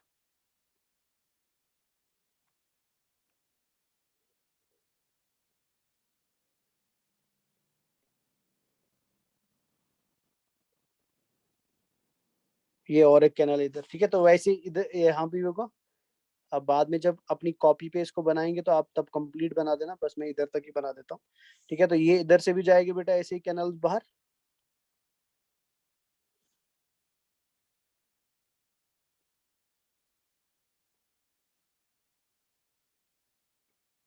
ऐसे these canals are called as ambulacral canals बेटा, ambulacral canals बेटा, इनको हम ambulacral canals बोलते हैं, ठीक है ना। अच्छा मेरे को बताओ, इकाइनोडर्मेट्स के अंदर बेटा सबसे ज्यादा नंबर किन का होगा, स्टून कैनल का, रिंग कैनल का, रेडियल कैनल का, कि एम्ब्यूलैक्रल कैनल का? Sir ambulacral. This is why beta, this is why the water vascular system is also called as ambulacral system बेटा। इसको हम ambulacral system भी बोलते हैं और शॉर्ट में एम्ब्यूलैक्रा भी बोलते हैं। इसको हम एम्ब्यूलेक्रा भी बोलते हैं बेटा। तो ये एम्ब्यूलेक्रल कैनाल्स हो गए। अब एम्ब्यूलेक्रल कैनाल्स के ऊपर बेटा क्या लगे रहते हैं, ऐसे गोल आकार के स्ट्रक्चर्स लगे रहते हैं। तो मैं इधर बना देता हूँ बेटा, इधर ज्यादा बेटर बनेगा। तो यहाँ पे बेटा ऐसे गोल आकार के स्ट्रक्चर्स लगे रहते हैं, ऐसे इस तरीके से। तो यहाँ पे भी होगा बेटा ऐसे, इस तरीके से। और फिर इधर भी होगा बेटा ऐसे, ऐसे, ऐसे बेटा। सो दी स्ट्रक्चर जो मैंने यहाँ पे अलग से बनाए ना, ठीक है ना, they are called as tube feet. इनको हम ट्यूब फीट बोलते हैं बेटा। तो अगर मैं एक ट्यूब फीट को बाहर निकालूं, तो मान लीजिए ये एक ट्यूब फीट मैंने बाहर बना लिया ऐसे, तो इसके दो पार्ट्स होते हैं बेटा, ऐसे देख लीजिए। इसके दो पार्ट्स, एक तो ये बड़ा वाला पार्ट बल्ब के समान, इसको हम एम्प्यूला बोलते हैं। एंड ये दूसरा पार्ट बेटा जिसको हम पोडिया बोलते हैं, पोडियम बोलते हैं, पोडियम बोलते हैं। अब ध्यान से सुन लेना। इमेजिन कर लीजिए फॉर एग्जांपल ये पानी है, तो ये रेड डॉट रिप्रेजेंट कर रहा है पानी को। तो सबसे पहले पानी बेटा, अच्छा ये पूरा सिस्टम जो आपने यहाँ पे देखा ना, this is called as water vascular system. तो वाटर वेस्कुलर सिस्टम मैंने आपको बोला था क्या है, ग्रुप ऑफ इंटरकनेक्टेड ट्यूब्स है बेटा। तो कौन कौन सा ट्यूब होता है इसमें, स्टून कैनाल का ट्यूब, रिंग कैनाल का ट्यूब, रेडियल कैनाल का ट्यूब, एम्ब्यूलेक्रल कैनाल का tube, and finally tube feet पाए जाते हैं बेटा। तो this whole system is called as water vascular system. तो सबसे पहले जिस बच्चे ने मेरे से वो क्वेश्चन पूछा था, मेरे को बताइए बच्चा, क्या ये सिस्टम जो हम अभी अभी पढ़ रहे हैं सिमिलर है पोरिफेरा के कैनल सिस्टम के जैसा, या उससे डिफरेंट है बेटा? पहले तो डिफरेंट है सर, डिफरेंट है। कंप्लीटली डिफरेंट है, कंप्लीटली डिफरेंट है बेटा।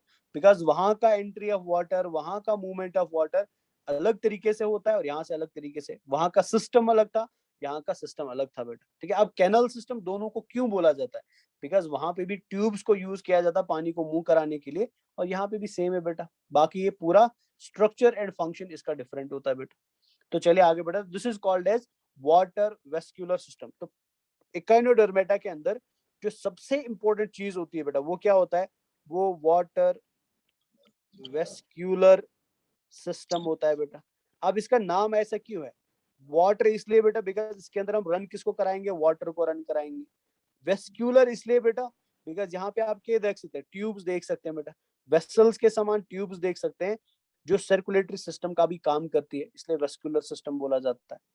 तो पानी अंदर आएगा मैड्रिपोराइट से, मैड्रिपोराइट से जाएगा वो स्टून कैनल में, स्टून कैनल से जाएगा वो रिंग कैनल में, और रिंग कैनल से वो पूरी बॉडी में जाएगा। तो ये जो बाहर वाली साइड से ये आर्म्स होती है बेटा, तो ये पूरी बॉडी में जाएगा पानी। और ये पानी अंदर लाएगा फूड भी, ऑल्दो इनके पास माउथ भी होता है, बट थोड़ा बहुत फूड बेटा, डिजोल्व फूड यहाँ से भी अंदर आ सकता है। तो जब ये डिजोल्व फूड अंदर आएगा तो ऑफकोर्स वो बॉडी में सर्कुलेट किया जाएगा बेटा। अगर बॉडी के अंदर कोई वेस्ट होगा बेटा, उसको भी पानी अपने साथ बहा के ले जाएगा। अब पानी बाहर कहाँ से आएगा, पानी बाहर आता है बेटा थ्रू दीज ट्यूब फीट्स बेटा। पानी सबसे पहले ट्यूब फीट के एम्पुला में जमा होगा, वहां पे प्रेशर क्रिएट किया जाएगा, और प्रेशर के थ्रू बेटा पानी को कहाँ बाहर फेंक दिया जाता है, पोडिया के थ्रू बाहर फेंक दिया जाता है बेटा। समझ आया ना? तो entry of water water vascular system में कहाँ से होती है, मैड्रिपोराइट से होती है। और एग्जिट कहाँ से होता है बेटा, exit podia of tube feet से होता है। समझ आया ना? और ट्यूब फीट से पानी धीमे धीमे नहीं निकलेगा, ट्यूब फीट से पानी बेटा प्रेशर के थ्रू निकलता है, जिसको हम हाइड्रोलिक प्रेशर बोलते हैं बेटा। एक दबाव क्रिएट किया जाएगा पानी के द्वारा, that is called as hydraulic pressure, और उस प्रेशर की वजह से पानी को बाहर फेंक दिया जाता है बेटा। और जब पानी बाहर फेंक दिया जाता है ना, आपको पता है बेटा फिजिक्स में पढ़ा होगा, तो every action there is equal and opposite reaction. तो जब ये स्टारफिश, जब ये प्रिटल स्टार, या कोई भी इकाइनोडर्म बेटा ट्यूब फीट से पानी को बाहर फेंकेगा, तो पानी तो इस डायरेक्शन में बाहर आएगा, तो ऑटोमेटिकली बेटा अपोजिट डायरेक्शन में एक प्रेशर क्रिएट होगा, जिस प्रेशर की वजह से ये मूव कर सकते हैं बेटा, जिस प्रेशर की वजह से ये लोकोमोशन कर सकते हैं। तो मतलब ट्यूब फीट या वाटर वेस्कुलर सिस्टम लोकोमोशन में भी क्या करता है बेटा, मदद करता है।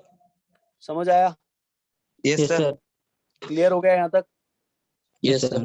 चलो अब देख लो बेटा, मैं आपको पिक्चर भी दिखा देता हूँ इसका कैसा दिखता है। तो ये देख लीजिए बेटा इस पिक्चर में, अगर वहां समझ नहीं आया तो यहाँ तो समझ आना चाहिए बच्चा। तो ये देख लीजिए क्या लिखा है यहाँ पे लिखा है मैड्रिपोराइट बेटा। तो यहाँ से पानी अंदर आएगा, ठीक है ना। फिर मैड्रिपोराइड में देख लो एक छोटा सा कैनाल दिखाई दे रहा है ऐसे, इसको हम स्टोन कैनाल बोलते हैं बेटा। फिर अगर आपको दिखाई दे रहा है यहाँ पे तो आप क्लियरली देख सकते हैं यहाँ पे ये व्हाइट कलर में ये रिंग बना हुआ, अगर मैं इसको बना दूं आपके लिए कंप्लीट, तो ये देख लीजिए रिंग बना हुआ बेटा, इसको हम क्या बोलते हैं, रिंग कैनाल बोलते हैं। अब ध्यान से देख लो, रिंग कैनाल से बेटा क्या निकल रहा है, ये कैनाल निकल रहा है इस आर्म में, ये कैनाल निकल रहा है इस आर्म में, ये कैनाल इस आर्म में, इस आर्म में भी और इस आर्म में। तो ये कैनाल्स क्या कहते हैं, these are called as radial canals बेटा, इनको हम रेडियल कैनाल्स बोलते हैं। फिर रेडियल कैनाल पे ध्यान से देख लो क्या लगे हैं बेटा, ये देख लीजिए क्या लगे हैं, शाबाश, सर ट्यूब एम्पुला। फीट लगे हैं बेटा, ट्यूब फीट। अब यहाँ पे देख लो ट्यूब फीट बॉडी से बाहर कैसे निकलते हैं बेटा, तो बॉडी के बाहर, स्किन के बाहर बेटा आपको ऐसे ट्यूब फीट मिलेंगे। तो ये ट्यूब फीट्स यहाँ पे दिखाई दे रहे हैं बेटा। तो ये ट्यूब फीट के दो पार्ट्स होते हैं, ऊपर वाले पार्ट को हम एम्प्यूला बोलते हैं और नीचे वाले पार्ट को हम पोडियम बोलते हैं, जहाँ से पानी बाहर आता है बेटा। और यहाँ पे देख सकते हैं हमने स्टारफिश को उल्टा कर दिया, और उल्टा करने के बाद ये देख लीजिए बेटा आपको ट्यूब फीट दिखाई दे रहे हैं। ये सब के सब क्या है बेटा, they are all tube feets बेटा, ये सब के सब ट्यूब फीट्स होते हैं। क्लियर हुआ बच्चा, समझ आया? Yes sir, yes sir. चलो Yes, sir. देख लेते हैं अभी इसको। तो क्या लिखा था यहाँ पे इकाइनस का मतलब होता स्पाइनी, डर्मा का मतलब होता स्किन, ऑलरेडी समझ गए। सबके पास स्पाइनी स्किन होता है, that's why they are called as spiny skinned animals बेटा। टर्म इकाइनोडर्मेटा बेटा जैकब क्लीन ने दिया और इसने ये यूज किया था सी अर्चिन के लिए, बट बाद में बेटा हमने पूरे फाइलम को इकाइनोडर्मेटा बोला। इकाइनोडर्मेटा को एज अ डिफरेंट टेक्सॉन और एज अ डिफरेंट फाइलम किसने एस्टेब्लिश किया, फ्रे एंड ल्यूकार्ट ने एस्टेब्लिश किया बेटा। इकाइनोडर्मेटा के अंदर हम सी लिलीज को पढ़ते हैं, फेदर स्टार्स को पढ़ते हैं, सी स्टार्स को पढ़ते हैं, ब्रिटल स्टार्स को पढ़ते हैं, सी अर्चिन्स को पढ़ते हैं, सैंड डॉलर्स को पढ़ते हैं, सी ककम्बर को पढ़ते हैं। 7000 लिविंग स्पीशीज है एंड 13,000 एक्सटिंक्ट स्पीशीज है बेटा। ये इंपॉर्टेंट एग्जाम के लिए बेटा, this is exclusively marine phylum बेटा। तो हमारे पास दो ही फाइलम एक्सक्लूसिवली मैराइन होते हैं, एक होता है बेटा टीनोफोरा एंड दूसरा होता है इकाइनोडर्मेटा। मोस्टली बेंथोस होते हैं, समंदर के फ्लोर के ऊपर रहते हैं बेटा। सब के सब ड्यूटेरियोस्टोम्स है, मतलब इनमें सबसे पहले ब्लास्टोपोर से क्या बनता है, एनस बनता है। और ये कैसा फीचर है बेटा, ये कॉर्डेट्स के जैसा फीचर है। इकाइनोडर्मेट्स जो होते हैं बेटा ये मैराइन होते हैं, ट्रिप्लोब्लास्टिक होते हैं, सीलोमेट्स होते हैं, अडल्ट में रेडियल सिमेट्री होती है एंड लार्वा में बेटा बायलैटरल सिमेट्री देखने को मिलती है बच्चा। Organ system level of organisation होता है, इनके पास हेड नहीं होता, तो ये नॉन सेफेलाइज्ड एनिमल्स होते हैं। एंडोस्केलेटन पाया जाता है जो कैल्शियम कार्बोनेट की प्लेट्स का बनता है, प्लेट्स को हम ऑसिकल्स बोलते हैं। तो यहाँ पे आप देख सकते हैं सबका सब एंडोस्केलेटन ही है बेटा, ठीक है। तो एंडोस्केलेटन कैसे बनता है, ये ऑसिकल्स का या प्लेट्स का बनता है, जो आप यहाँ पे देख सकते हैं बच्चा। तो ये अलग अलग, मतलब एक इकाइनोडर्मेट का शेप कैसा होगा वो डिटरमाइन किया जाएगा बेटा उसके एंडोस्केलेटन की वजह से। इनके पास वाटर वेस्कुलर सिस्टम होता है जो सबसे इंपॉर्टेंट है, और वाटर वेस्कुलर सिस्टम में क्या क्या होता है वो आपने याद रखा, madreporite, stone canal, ring canal, many radial canals and many more ambulacral canals which are connected with 2 feet बेटा। बॉडी की अलग अलग शेप होती है, तो शेप आप बाद में देख लीजिएगा बेटा। बॉडी अनसेगमेंटेड होती है एंड पेंटामरस रेडियल सिमेट्री मिलते हैं। पेंटामरस का मतलब होता है 5 या मल्टीपल ऑफ 5 बेटा, तो ये आप याद रखेंगे। इसके अलावा क्या लिखा है, इनमें ट्यूब फीट पाए जाते हैं, पिक्यूलियर ट्यूब फीट, जिनको लोकोमोशन के लिए यूज किया जाता है बेटा। लोकोमोशन के अलावा ये और भी काम करते हैं, बट मोस्ट कॉमनली बेटा लोकोमोशन के लिए इसको यूज किया जाता है। Tube feet generally protrude out through special radial areas called ambulacra. तो यहाँ पे आप देख सकते हैं बच्चा, अगर यहाँ पे देखेंगे तो ये तो ट्यूब फीट है बेटा, दिस इज ट्यूब फीट। तो ट्यूब फीट रेडियल कैनाल से बाहर आ रहा है, तो अगर ये मेरा रेडियल कैनाल है और ये मेरा ट्यूब फीट है बेटा, तो ट्यूब फीट रेडियल कैनाल से बाहर आ रहा है, लेकिन किसकी वजह से, इस कैनाल की वजह से बेटा, जिस कैनाल को हम क्या बोलते हैं, एम्ब्यूलेक्रल कैनाल, या शॉर्ट में एम्ब्यूलेक्रा बोलते हैं। तो वही यहाँ पर लिखा है बेटा, the tube feet generally protrude out, मतलब वो बाहर की तरफ आ रहे हैं, किससे बेटा, रेडियल एरिया से या रेडियल कैनाल से। किस चीज की वजह से, एम्ब्यूलेक्रा की वजह से बेटा। ट्यूब फीट जो होते हैं बेटा वो कॉन्ट्रैक्ट कर सकते हैं या रिलैक्स कर सकते हैं। एक्सटेंड मतलब रिलैक्स कर सकते हैं, रिट्रैक्ट मतलब कॉन्ट्रैक्ट कर सकते हैं बेटा by variations in hydraulic pressure बेटा। तो अभी मैंने आपको बोला था, अगर ये पोडियम है या ट्यूब फीट है बेटा, तो ट्यूब फीट में जब पानी जमा होगा तो प्रेशर ज्यादा बढ़ेगा, प्रेशर ज्यादा बढ़ेगा तो ट्यूब फीट का साइज बढ़ेगा, साइज बढ़ेगा तो मतलब इसने क्या किया बेटा, इसने रिलैक्स कर लिया बेटा। लेकिन जैसे पानी को बाहर फेंकेगा by development of hydraulic pressure through muscular contraction, यहाँ पे मसल्स पाई जाती है जो प्रेशर क्रिएट करती है बेटा, जिस प्रेशर से पानी बाहर आता है। जैसे पानी बाहर आएगा प्रेशर कम होगा और ये वापस अपनी शेप रिटेन करेगा बेटा। तो मतलब ट्यूब फीट्स कॉन्ट्रैक्ट कर सकती है, रिलैक्स कर सकती है, और इनके कॉन्ट्रैक्शन रिलैक्सेशन की वजह से बेटा हाइड्रोलिक प्रेशर जनरेट होता है, जिस हाइड्रोलिक प्रेशर की वजह से ये मूव करते हैं बेटा, इनका लोकोमोशन होता है। एपिडर्मिस सिंगल लेयर्ड होता है जिसके ऊपर सीलिया होते हैं। इंपॉर्टेंट पॉइंट याद रखेंगे बेटा। Epidermis overlies a thick dermis containing endoskeleton of calcareous plates, plates को हम ऑसिकल्स बोलते हैं। मतलब एपिडर्मिस के नीचे डर्मिस होगा, एपिडर्मिस थिन है, मेड ऑफ सिंगल लेयर बेटा, फिर उसके नीचे डर्मिस है, और डर्मिस के नीचे एंडोस्केलेटन है जो किनका बना है बेटा, कैलकेरियस प्लेट्स का बना है या कैलकेरियस ऑसिकल्स का बना है। These plates have spines, in plates के ऊपर spines होती है। That is why these animals have spiny skin, जिसकी वजह से बेटा इन एनिमल्स की बाहर स्किन जो होती है उस पे भी ये spines देखने को मिलते हैं। So that is why बेटा they are called as echinodermates बेटा। मसल स्मूथ होती है and lie below the dermis बेटा। तो मतलब ऐसा है, सबसे ऊपर एपिडर्मिस होगा, एपिडर्मिस के नीचे डर्मिस होगा, डर्मिस के नीचे मसल्स होंगी, मसल्स के नीचे फिर क्या होगा बेटा, एंडोस्केलेटन होगा।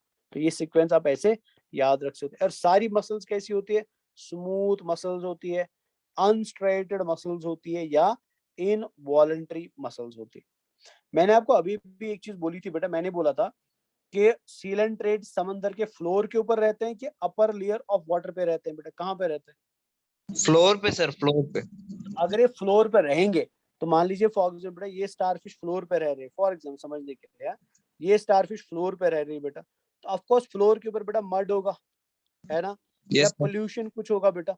तो वो मड आहिस्ता आहिस्ता जमा होने लगेगा किसके ऊपर, इन इकाइनोडर्मेट्स की बॉडी के ऊपर बेटा, या वो पोल्यूटेड मटेरियल जो बेटा वो उनकी बॉडी को क्या कर सकता है, कवर कर सकता है बेटा, इनकी बॉडी को कवर कर सकता है या इनके अपने नीचे ले सकता है बेटा। तो अपने आप को बचाने के लिए बेटा इनको अपनी बॉडी को कंटिन्यूअसली साफ करना पड़ता है। इनको वो डर्ट जो होगा बेटा, ठीक है, या वो जो मड होगा या वो जो वेस्ट मटेरियल होगा, इनको अपनी बॉडी से वो हटाना पड़ता है, उसको क्लीन करना पड़ता है बेटा। तो क्लीन करने के लिए इनके पास क्या पाए जाते हैं, इनके पास बेटा ऐसे बाइवेल्वेट स्ट्रक्चर्स पाए जाते हैं, चिमटे के समान बेटा। जैसे हम चिमटा यूज करते हैं ना बेटा ऑपरेशन के लिए, जिसको हम फोर्सेप भी बोलते हैं, तो फोर्सेप के समान ऐसे स्ट्रक्चर्स पाए जाते हैं। जिन स्ट्रक्चर्स को हम क्या बोलते हैं, दे आर कॉल्ड एज पेडिसलरीज, जिनको हम पेडिसलरी बोलते हैं बेटा। तो इमेजिन कर लीजिए फॉर एग्जांपल ये इसकी बॉडी है, इसकी बॉडी के ऊपर यहाँ पे पेडिसलरी लगा हुआ है, मतलब पूरी बॉडी पे पेडिसलरी लगे रहते हैं। तो नॉर्मली ये पेडिसलरी बेटा ऐसे बंद है, ये मान लीजिए ऐसे बंद है, और इमेजिन कर लो बेटा इसकी बॉडी के ऊपर कोई डर्ट जमा होने लगा तो एकदम से पेडिसलरी खुल जाता है बेटा, ये ओपन हो जाता है। जब ये खुलेगा ना, ऑफ कोर्स बेटा ये फोर्स के थ्रू खुलेगा, तो बॉडी के ऊपर जो चीज लगी है ना उसको बॉडी से क्या करता है, दूर फेंक देता है बेटा। तो अपनी बॉडी को क्लीन कराने के लिए, मैं आपको पेडिसलरी दिखाऊंगा अभी, अपनी बॉडी को क्लीन करने के लिए बेटा आप ध्यान से देख लीजिए, इनके पास ये बाइवेल्वेट स्ट्रक्चर्स पाए जाते हैं। ये देख लीजिए यहाँ पे ये बाइवेल्वेट स्ट्रक्चर है, इधर ये बाइवेल्वेट स्ट्रक्चर है, इधर ये बाइवेल्वेट स्ट्रक्चर है, इधर ये बाइवेल्वेट स्ट्रक्चर है, यहाँ पे ये बाइवेल्वेट स्ट्रक्चर है, यहाँ पे ये बाइवेल्वेट स्ट्रक्चर है। सो दीज बाइवेल्वेट स्ट्रक्चर्स बेटा दे आर कॉल्ड एज पेडिसलरीज, और इनका काम क्या होता है, स्किन को साफ करने का होता है बेटा। So they keep the skin clean of debris बेटा by continuously closing and opening बेटा। ये खुलते रहते हैं, बंद होते रहते हैं, और इनके खुलने और बंद होने की वजह से बॉडी क्या रहती है बेटा, साफ रहती है, बिकॉज ये डर्ट को क्या करते हैं, रिमूव करते हैं बेटा। माइन्यूट पिंसर लाइक, पिंसर का मतलब होता है फोर्सेप बेटा, चिमटे के समान। Structures called pedicellariae project through the skin in many echinoderms बेटा। और पेडिसलरी का काम क्या है, they keep body surface clear of debris by opening and closing suddenly बेटा। तो ये इंपॉर्टेंट है, एग्जाम में पूछा गया है, ये आप याद रखेंगे। यहाँ तक क्लियर हुआ? सर यहाँ तक समझ एपिडर्मिस आया? के ऊपर सर सिलिया है वो सर, समझ एपिडर्मिस के ऊपर सिलिया यस है यस सर। यस, ये इनका एपिडर्मिस ही है ना बेटा, इसके ऊपर छोटे छोटे सीलियाज भी पाए जाते हैं बेटा, ठीक है ना। ऑल्दो वो सीलिया यहाँ पे आपको नहीं दिखाई देंगे बिकॉज सीलिया एक माइक्रोस्कोपिक स्ट्रक्चर होता है, बट सीलिया अगर आप अगर इनकी स्किन को माइक्रोस्कोप के अंदर देखोगे तो वहां पे आपको सीलिया भी देखने को मिलेगा बच्चा, ठीक है। सर जी ये जो सर। वाटर वेस्कुलर सिस्टम है ना, इसका काम क्या है? वाटर वेस्कुलर सिस्टम बहुत ज्यादा इंपॉर्टेंट है बेटा, बिकॉज ये लोकोमोशन में भी मदद करता है, ये प्रे को पकड़ने भी मदद करता है, ये फूड को ट्रांसपोर्ट करने में भी मदद करता है, ये रेस्पिरेशन में भी मदद करता है, ये सर्कुलेटरी सिस्टम का भी काम करता है, ये एक्सक्रीटरी सिस्टम का भी काम करता है बेटा। तो ये तो सब कुछ है इनके लिए, इसलिए मैंने बोला था ना इनके पास बेटा वाटर वेस्कुलर सिस्टम सबसे इंपॉर्टेंट चीज है, बिकॉज इसका काम बिकॉज इमेजिन कर लो अगर पानी मेट्रोपोराइट से अंदर नहीं आएगा, रिंग कैनाल में नहीं आएगा, ट्यूब फीट से बाहर नहीं आएगा, हाइड्रोलिक प्रेशर जनरेट होगा क्या? नहीं सर। अगर हाइड्रोलिक प्रेशर जनरेट नहीं हुआ, ये मूव कर सकते हैं क्या? लोकोमोशन नहीं होगा। नहीं सर, लोकोमोशन नहीं होगा। लोकोमोशन नहीं होगा तो बता बेटा प्रे को पकड़ सकते हैं? नहीं नहीं सर, नहीं पकड़ अपने सकते। आप को बेटा प्रेडेटर से बचा सकते हैं? नहीं सर। क्लियर है ना? मेड्रिपोराइट से जो फूड अंदर आता है बेटा, बॉडी के अंदर जो फूड आता है, उस फूड को ट्रांसपोर्ट कैसे किया जाता है? पानी के थ्रू तो किया जाता है, मतलब ये फूड को ट्रांसपोर्ट करने में भी मदद करते हैं बेटा। वाटर जो अंदर आएगा बेटा वो डिसॉल्व्ड गैसेस साथ लाएगा, उनको ट्रांसपोर्ट करने का काम भी किसका है बेटा? वाटर वेस्कुलर सिस्टम का है। वेस्ट बॉडी के अंदर जमा होगा, उसको एक्सक्रीट करने का काम भी किसका है बेटा? वाटर वेस्कुलर सिस्टम का है। समझ आया ना बच्चा? Yes sir. सर चलिए आगे बढ़ते हैं। अब आते हैं सीलोम की तरफ बेटा। तो बताओ सीलोम ट्रू और फॉल्स? ट्रू। ट्रू अब सिलम सर। अब इतना याद रख लेना बेटा, अगर आपको याद हो सीलोम भी हमने दो तरीके का पढ़ा था। True coelom is of two types, schizocoelic and yes sir, yes sir, enterocoelic. बेटा याद आ रहा है ना? तो इनके यस सर। पास कौन सा सीलोम होता है? सर इनके नॉट पास था बेटा एंटीरो एंटीरोकोलिक सीलोम होता है। ये याद रखिए, एग्जाम का इंपॉर्टेंट पॉइंट है बेटा, very very important point for exam, याद रखिए। सीलोम के अंदर फ्लूइड पाया जाता है, ऑफ कोर्स बेटा that is called as coelomic fluid. और उस सीलोमिक फ्लूइड के अंदर डब्ल्यूबीसीज पाई जाती है, आरबीसीज नहीं होती बेटा। तो डब्ल्यूबीसीज होती है जिनको हम यहाँ पे क्या बोलते हैं? सीलोमोसाइट्स बोलते हैं। सीलोमोसाइट कुछ नहीं है बेटा, एक और नाम दिया गया बेटा किसको? डब्ल्यूबीसी को, इन केस ऑफ इकोनोडर्मेट्स। तो इंपॉर्टेंट नहीं है एग्जाम के लिए, बट फिर भी अपनी अंडरस्टैंडिंग के लिए याद रख लीजिए बच्चा। सीलोम जो होता है बेटा, सीलोम मॉडिफाइड पार्ट है किसका? वाटर वेस्कुलर सिस्टम का बेटा, ये याद रखेंगे। पार्ट ऑफ सीलोम जो होता है बेटा वही मॉडिफाई हो जाता है, और मॉडिफिकेशन के बाद ये देखा गया है कि उसी सीलोम के पार्ट से क्या बनता है बेटा? वाटर वेस्कुलर सिस्टम बनता है या एम्ब्यूलेक्रल सिस्टम बनता है। देख लेते हैं। बॉडी कैविटी में बेटा सीलोम ट्रू सीलोम होता है। आपको पता है बेटा ट्रू सीलोम वही होता है जिसमें मीजोडर्म की लाइनिंग पूरी हो। मीजोडर्म की लेयर को मीजोथीलियम बोलते हैं। तो मीजोथीलियम से डरना नहीं है बेटा। मीजो वर्ड का मतलब होता है मीजोडर्म, थीलियम का मतलब होता है लेयर बेटा। अगर आप एक पूरी लेयर ऑफ मीजोडर्म देख रहे हैं ना, तो आप उसको मीजोथीलियम भी बोल सकते हैं। सीलोम एंटीरोसिलिक सीलोम होता है। यहाँ पे लिखा है बेटा एंटीरोसिलर सीलोम का मतलब क्या होता है, ये हम ऑलरेडी पढ़ चुके हैं बेस ऑफ क्लासिफिकेशन में, तो यह बाद में पढ़ लीजिएगा। सीलोम के पास पाया जाता है बेटा सीलोमिक फ्लूइड, जिस सीलोमिक फ्लूइड के अंदर पाई जाती है बेटा एमोबोसाइट सेल्स। एमोबोसाइट मतलब डब्ल्यूबीसी सेल्स, जिनको हम यहाँ पे सीलोमोसाइट्स बोलते हैं। सीलोमिक फ्लूइड जो होता है बेटा ये हेल्प करता है फूड को ट्रांसपोर्ट करने में और गैस को ट्रांसपोर्ट करने में। सीलोम जो होता है बेटा वो मॉडिफाई हो जाता है, और उसकी मॉडिफिकेशन की वजह से ही क्या बनता है? वाटर वेस्कुलर सिस्टम बनता है या एम्ब्यूलेक्रल सिस्टम बनता है। और ये एम्ब्यूलेक्रल सिस्टम बेटा जो इसके ट्यूब फीट होते हैं वो लोकोमोशन में मदद करते हैं। वाटर वेस्कुलर सिस्टम सबसे यूनिक फीचर है एकिनोडर्मेट्स का, बिकॉज ये मदद करता है लोकोमोशन में, प्रे को पकड़ने में, फूड को ट्रांसपोर्ट करने में, रेस्पिरेशन में, एज वेल एज एक्सक्रीशन में बेटा। वाटर वेस्कुलर सिस्टम में पानी कहाँ से आता है? मेड्रिपोराइट से आता है बेटा। तो यहाँ पे अगेन वाटर वेस्कुलर सिस्टम दिखाई दे रहा है। तो मेड्रिपोराइट है, स्टून कैनाल है, रिंग कैनाल है, रेडियल कैनाल है, एम्ब्यूलेक्रल कैनाल है, और फिर फाइनली ट्यूब फीट से बेटा। समझ आया बच्चा? Yes sir. Yes sir. Clear हुआ ना? Yes sir. चलिए अब आते हैं हम डाइजेस्टिव सिस्टम ऑफ इकाइनोडर्मेट्स की तरफ बेटा। तो सबसे पहले मैंने पहले बोला था इकाइनोडर्मेट्स में माउथ भी होता है और एनस भी होता है। अगर आप यहाँ पे देखेंगे बच्चा, इस स्टारफिश को देखेंगे, बिकॉज हमको कॉमनली स्टारफिश, इस स्टारफिश को देखेंगे तो इस स्टारफिश में माउथ भी है और एनस भी है। तो बता बेटा अगर माउथ भी है और एनस भी है तो क्या है बेटा? कंप्लीट और इनकम्प्लीट? कंप्लीट। अब एग्जाम का जो क्वेश्चन है वो आपको याद रखना है बेटा। एग्जामिनर यहाँ पे क्वेश्चन जो आपसे पूछता है वो पूछता है बेटा बताइए इकाइनोडर्मेट्स के अंदर माउथ किस साइड में है और एनस किस साइड में। तो एनस तो आपको दिखाई दे रहा है बेटा, डायग्राम में दिख रहा है ना, ये है बेटा यहाँ पे। Yes sir. तो बता माउथ एनस किस वेंट्रल साइड साइड में? में सर, किस एनस साइड में डोर्सल बेटा? साइड में, डोर्सल एनस डोर्सल साइड में। Very important. तो याद रखेंगे माउथ नीचे साइड में होता है, इसको माउथ वेंट्रल नहीं साइड। बोलती, ये तो अलग चीज है। ये Yes, तो sir. ओपनिंग ऑफ व्हाट, इसको बहुत सारे बच्चे माउथ से कंफ्यूज करते हैं, इसको माउथ नहीं बोल सकते because water vascular system digestive system नहीं है बेटा, वो एक अलग सिस्टम है। तो ये opening of water vascular system. तो ये जो आप येलो कलर में देख रहे हैं ना बेटा, ये डाइजेस्टिव सिस्टम है इसका, दिस इज डाइजेस्टिव सिस्टम। इसकी ओपनिंग जो होती है ना बेटा, जो माउथ का काम करती है, वो किस साइड में पाई जाती है, नीचे साइड में पाई जाती है या वेंट्रल साइड में पाई जाती है। याद रखेंगे इन केस ऑफ इकाइनोडर्मेट्स बेटा, सारे इकाइनोडर्मेट्स के अंदर डाइजेस्टिव सिस्टम कंप्लीट होता है, जिसमें माउथ होता है वेंट्रल साइड में, एनस होता है डोर्सल साइड में, एक्सेप्ट एक इकाइनोडर्मेट बेटा जिनको हम ब्रिटल स्टार्स बोलते हैं। वेरी इंपॉर्टेंट क्वेश्चन है, जिनको हम ब्रिटल स्टार्स बोलते हैं बेटा। ब्रिटल स्टार ऐसा इकाइनोडर्मेट है जिनके पास इनकम्प्लीट डाइजेस्टिव ट्रैक्ट होता है बेटा। All the echinodermates have complete digestive tract with mouth on ventral side, anus on dorsal side, except brittle stars बेटा, जिनमें digestive system incomplete पाया जाता है। समझ आया ना? Yes, clear sir. हुआ? Yes, sir. अब मेरे को एक बात बताइए, स्टारफिश का digestive system and sea cucumber का डाइजेस्टिव सिस्टम बेटा एक जैसा होगा कि अलग अलग होगा? स्ट्रक्चर के बेसिस पे अलग सर। अलग अलग सर। होगा ऑफ कोर्स, बिकॉज इसका डाइजेस्टिव सिस्टम इधर भी होगा, इधर भी होगा, इधर भी, इधर भी, इधर भी और इधर भी बेटा। तो मतलब एक तरीके से कॉइल्ड डाइजेस्टिव सिस्टम है, लेकिन यहाँ पे डाइजेस्टिव सिस्टम स्ट्रेट होगा बेटा।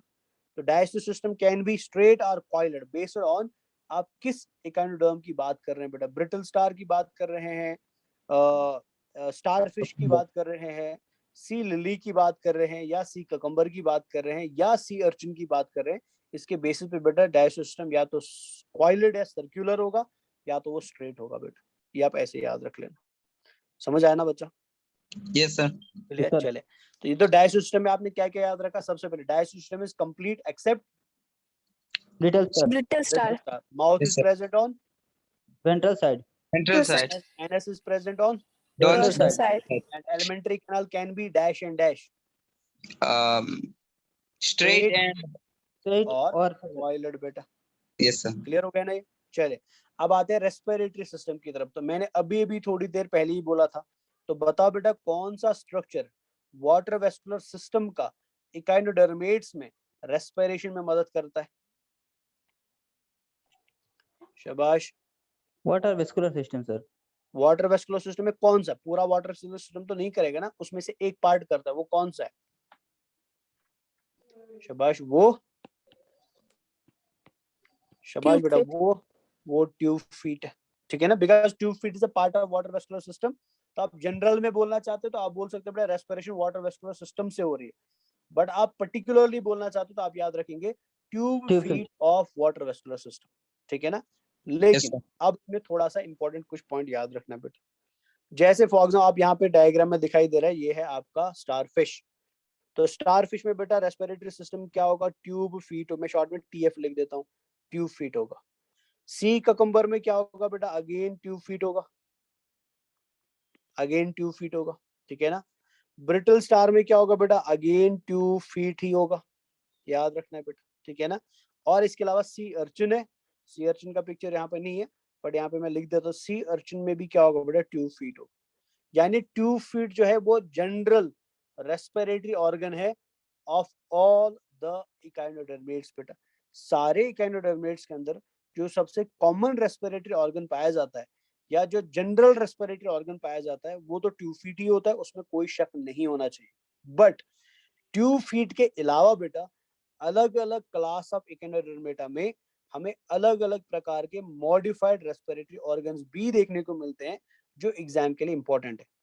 तो पहले याद रखेंगे सारे इकाइनोडर्मेट्स में रेस्पिरेशन का काम ट्यूब फीट करता है, बट खाली रेस्पिरेशन ट्यूब फीट से होता है ये जरूरी नहीं है, बिकॉज इसके अलावा बेटा हर क्लास ऑफ इकाइनोडर्मेटा में अपना स्पेशल रेस्पिरेटरी ऑर्गन देखने को मिलता है। जैसे फॉर एग्जांपल जो आपको एग्जाम के लिए याद रखना है बेटा और इम्पोर्टेंट है, जैसे फॉर एग्जांपल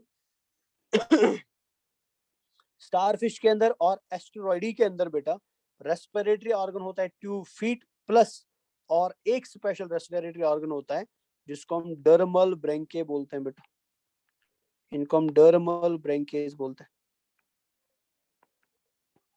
तो इनका रेस्पिरेटरी ऑर्गन हो गया tube feet plus dermal branchiae. Tube feet तो सब में जनरली पर डर्मल फ्रैंके ओनली स्टारफिश में देखने को मिलेगा।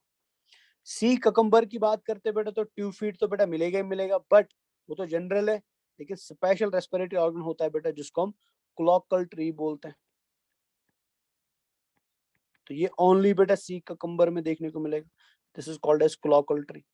ब्रिटल स्टार की बात करें तो इसमें आपको ऑफ कोर्स ट्यूफीड देखने को मिलेगा, सब में मिलेगा बेटा, बट इसके पास एक स्पेशल होता है जो और किसी के पास नहीं होगा बेटा, जिसको हम जेनाइटल बर्सा बोलते हैं।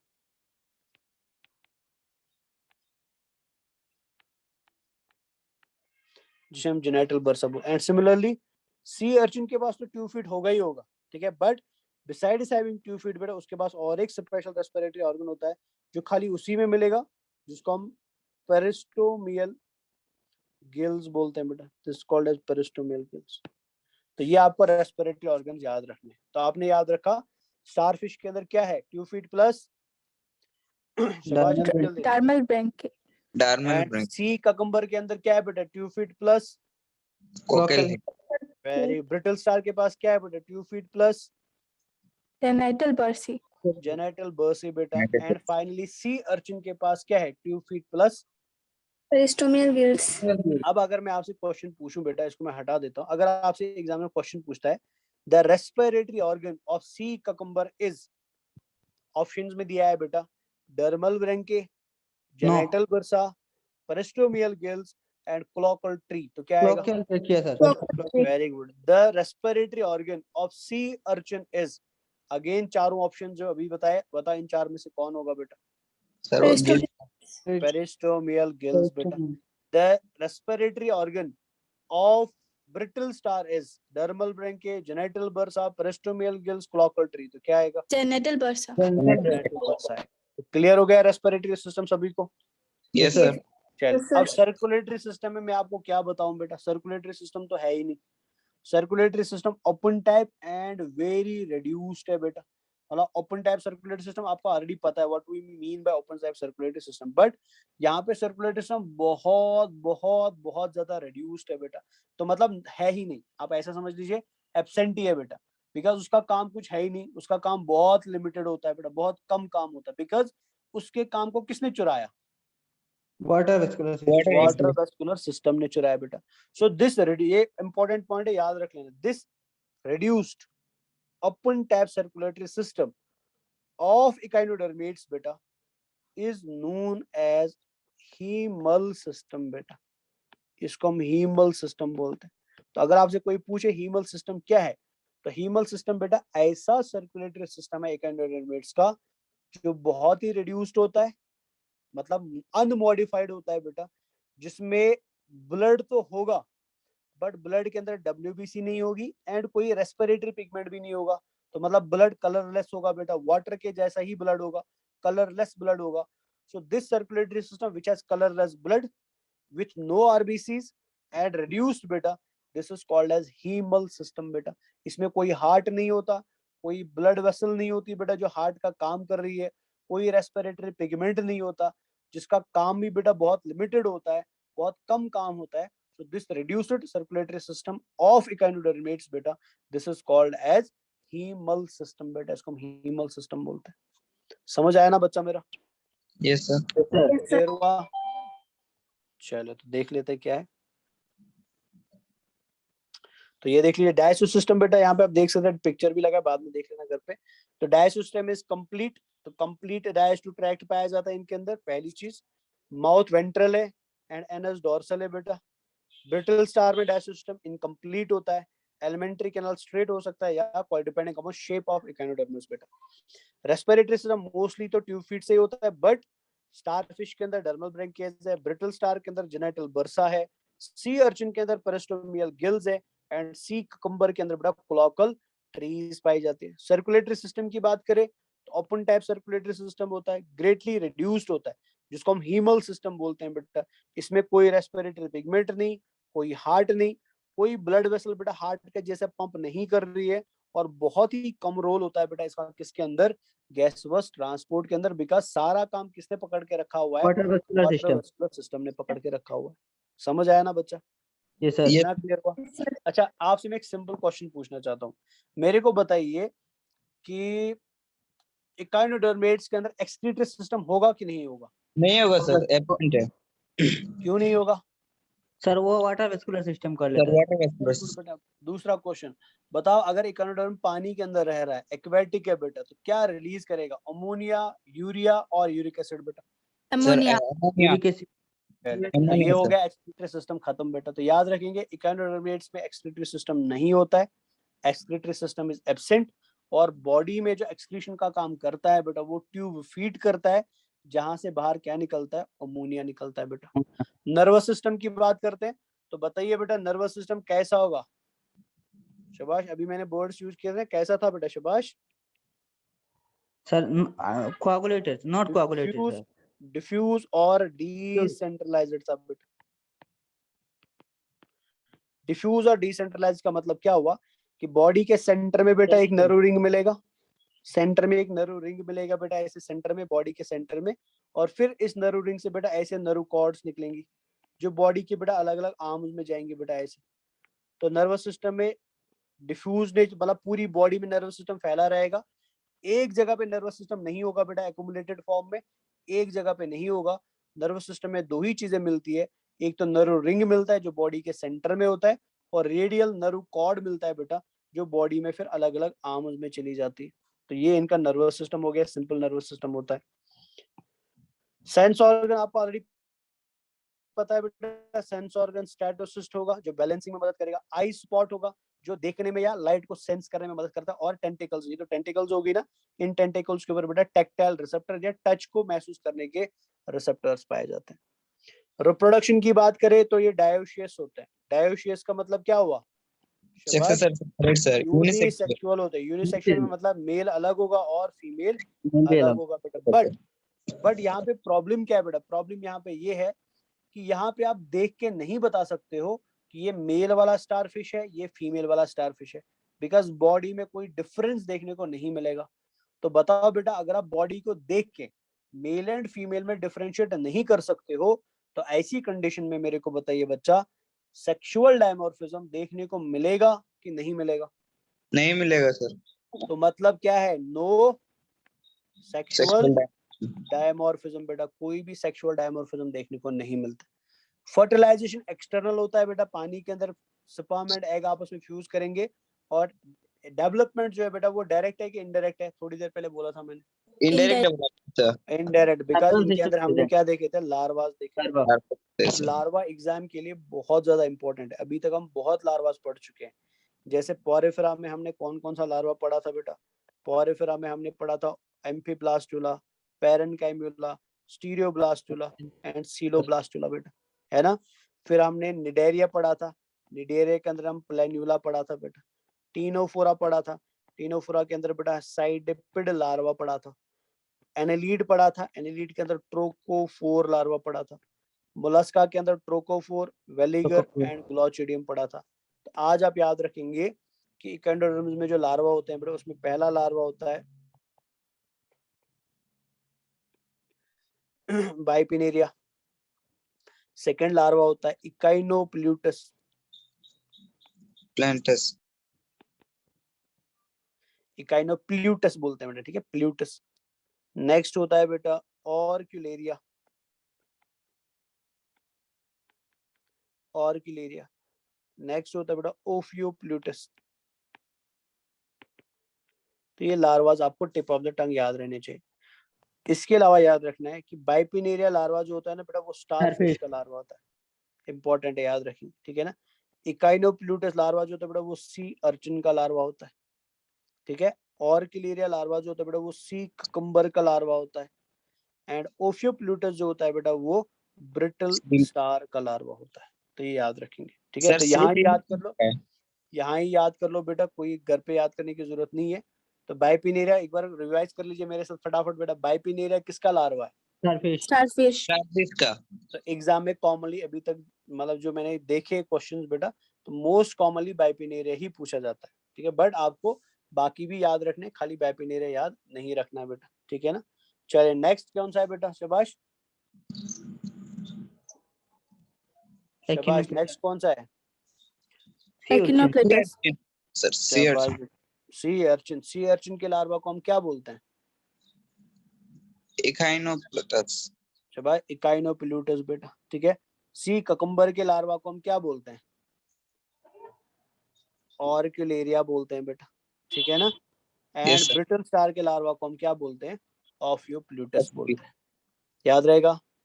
Yes Yes, sir. sir. Sir चलिए, सी लिली को लार्वा को क्या कहते हैं? सेम सेम ऑर्क्यूलेरिया बेटा उसका भी होता है, इसलिए मैंने उसको अलग से नहीं लिखा है। क्राइनोडिया जो होता है ना बेटा, क्राइनोडिया मतलब सी लिलीज जो होती है, उनमें भी बेटा ऑर्क्यूलेरिया ही लार्वा लिया जाता है, ठीक है ना। Auricularia is the larva of sea lilies also, ये ऐसे याद रख लेना, ठीक है ठीक ना है। बच्चा। Yes sir. चल, तो मैं इसको रब कर देता हूँ, तो आपको मैं फिर से एक बार पूछ लेता हूँ, बिकॉज लार्वा इनका बहुत ज्यादा इंपॉर्टेंट है। तो फटाफट बताइए मेरे को कि सी ककम्बर का लार्वा क्या है? जल्दी जल्दी। Orcularia. ऑर्क्यूलेरिया बेटा। स्टारफिश का लार्वा क्या है? Biplanaria. Biplanaria। सी अर्चिन का लार्वा क्या है? Echinoplatus. इकाइनोप्लूटस बेटा, वेरी। एंड ब्रिटल स्टार का लार्वा क्या है? Sir Ophioplatus. और सारे लार्वास में सिमेट्री कैसी होगी? Sir Bilateral symmetry. Bilateral symmetry होगी बेटा, क्लियर हो गया ना। और यस सर। एक चीज याद आप रखेंगे कि एकाइनोडर्मिस के अंदर बेटा ये देखा गया है कि they have a high power of regeneration बेटा। हाई पावर ऑफ रीजनरेशन से मेरा कहने का मतलब क्या है कि इमेजिन कर लो बेटा, आप समंदर में घूमने गए और आपको एक ब्रिटल स्टार दिखा या आपको एक स्टार फिश दिखी और आपने इसकी एक आर्म को पकड़ लिया बेटा। मान लीजिए यहाँ पे आप में से कोई है बैठा हुआ, जिद्दी है बेटा, तो आपने इस बेचारे को इधर से पकड़ लिया, ठीक है। और जब आप इसको पकड़ोगे ना बेटा, तो ये इस डेंजर को सेंस करता है, ये इस रेस्ट्रिक्शन को सेंस करता है। तो अपने आप को बचाने के लिए ये क्या करेगा, ये इस आर्म को बेटा अपनी बॉडी से अलग कर देगा। आपने आर्म को अलग नहीं किया खींच के, आपने तो बस पकड़ा था। जैसे बेटा इसने चलना शुरू कर, इसको लग रहा है कि मेरी को कोई पकड़ रहा है, ठीक है, मेरे आर्म को बेटा किसी ने पकड़ के रखा हुआ है, तो ये क्या करता, अपनी मर्जी से अपनी आर्म को काट के बेटा छोड़ देगा और वहां से भाग जाएगा। ये ऐसे इमेजिन कर लीजिए कि आपके दोस्त ने बेटा आपको पकड़ लिया, आपके हाथ को पकड़ लिया, आपकी टांग को पकड़ लिया, तो आपने क्या किया बेटा, आपने टांग दोस्त के हाथ में दे दी और बिना टांग के भागना शुरू कर दिया बेटा, ऐसे समझ लीजिए। तो टांग आपकी दोस्त ने नहीं काटी, आपकी हाथ आपके दोस्त ने आपका नहीं काटा, आपने अपनी मर्जी से बेटा अपना हाथ उसके हाथ में दे दिया, अपनी टांग बेटा उसके हाथ में दे दी और अपने आप को बचाने के लिए वहां से भाग गए बेटा।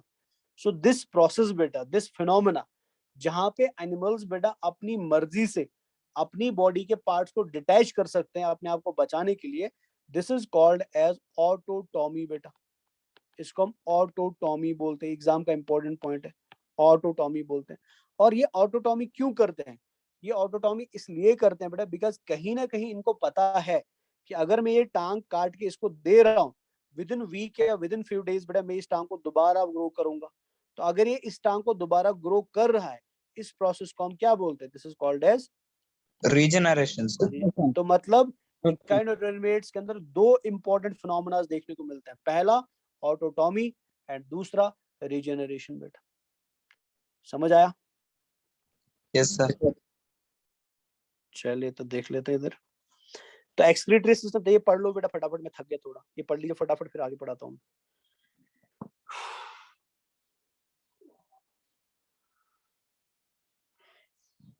जब यहाँ पहुंच जाओगे मेरे को बता देना, इस पॉइंट पे पहुंचोगे मेरे को बता देना, फिर आगे बढ़ते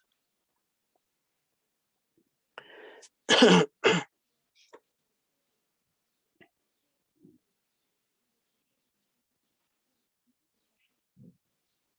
तो यहाँ पे लिखा बेटा male and female are alike, तो मतलब वो एक जैसे ही होते हैं, आप डिफरेंशिएट नहीं कर सकते कौन मेल है और कौन फीमेल है, इस वजह से सेक्सुअल डायमॉर्फिज्म देखने को नहीं मिलता है।